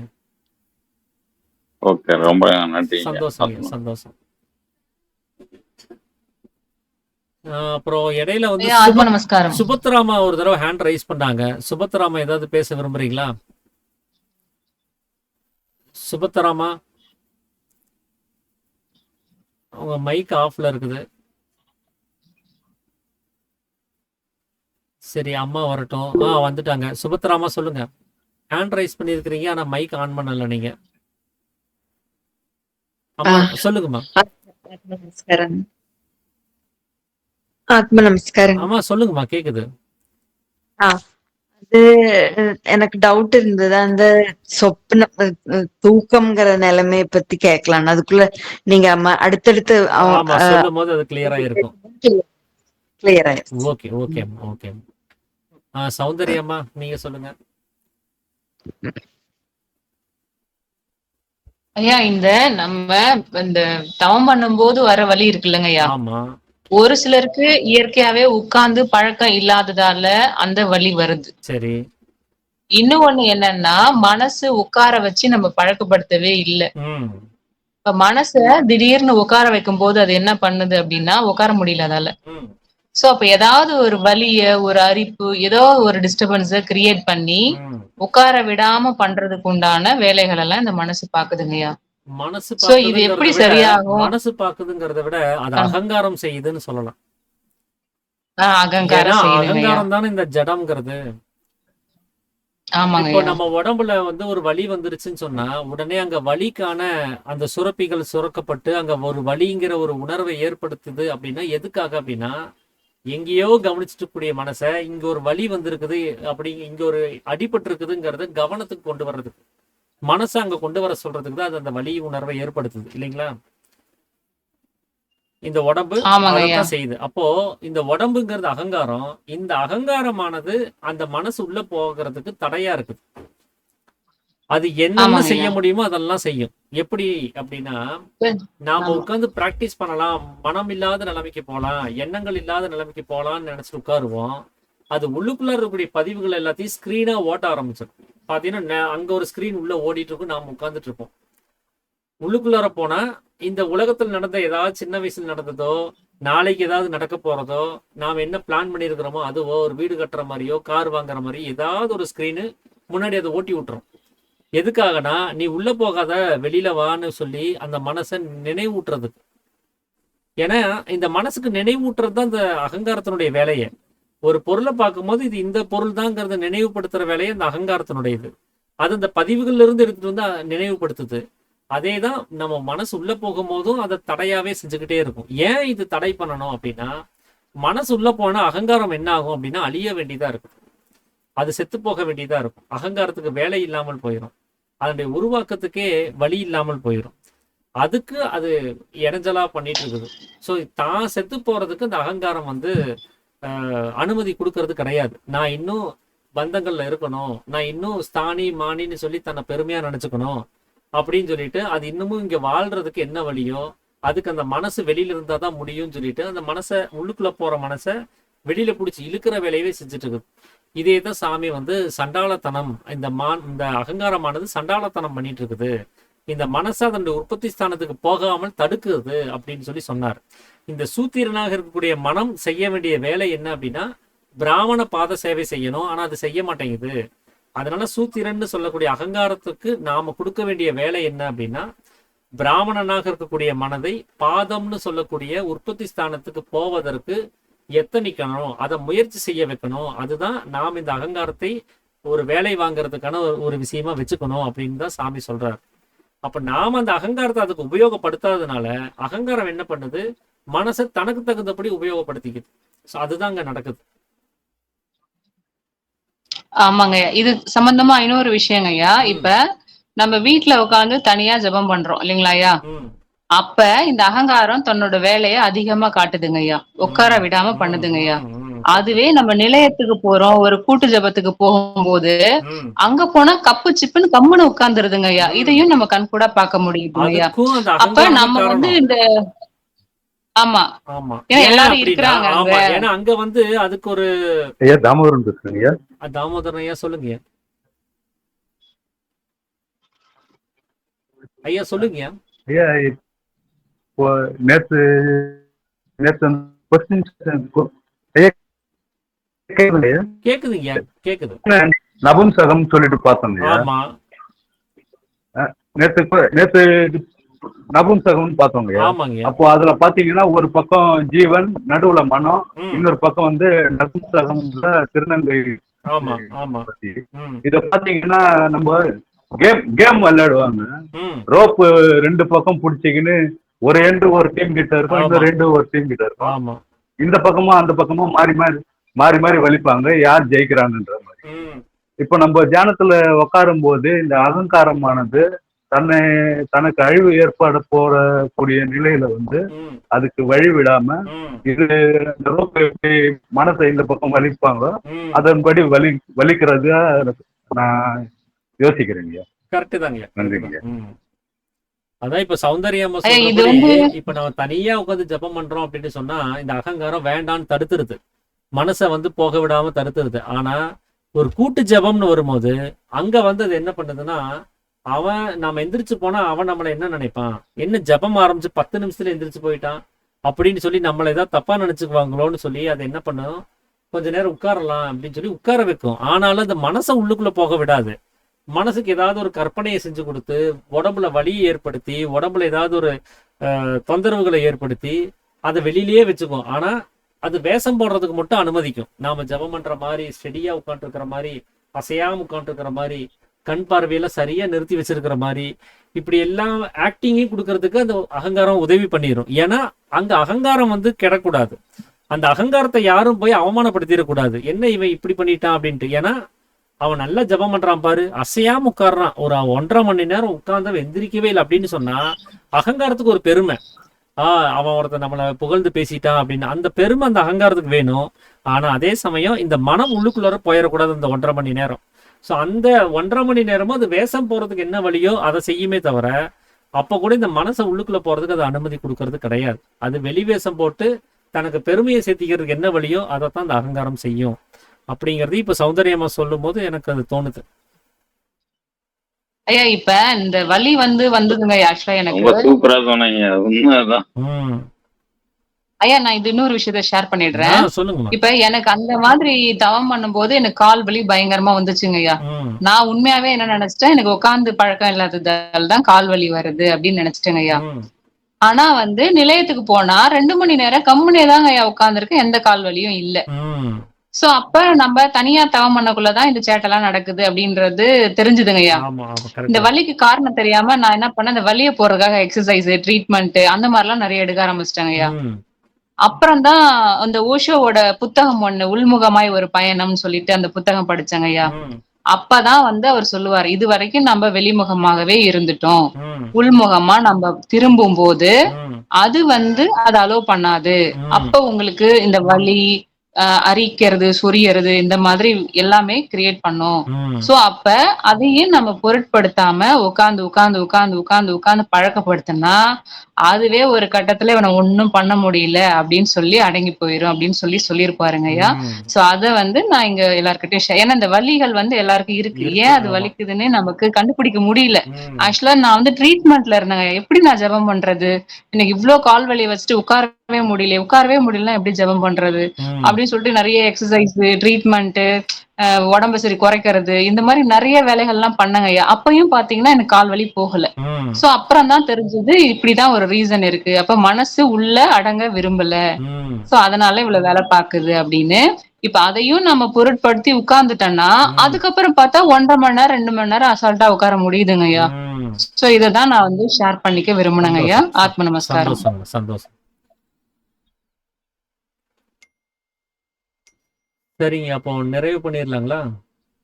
ஆனா ரொம்ப சந்தோஷமா இருந்தது இந்த டிஸ்கஷன். பாத்தீங்கன்னா நான் கூட என்ன இவ்வளவு சீக்கிரம் இந்த அத்தியாயம் முடிஞ்சு போச்சு, சத்சங்கத்தை நம்ம ஒரு 1/2 மணி நேரம் முன்னாடியே க்ளோஸ் பண்ணிடுவோமோ அப்படிங்கிற ஒரு எண்ணம் இருந்துச்சு. ஆனா அது எல்லாம் மாறி பாத்தீங்கன்னா ஒரு நல்ல டிஸ்கஷனோட முடிஞ்சிருக்குது. ரொம்ப சந்தோஷங்க.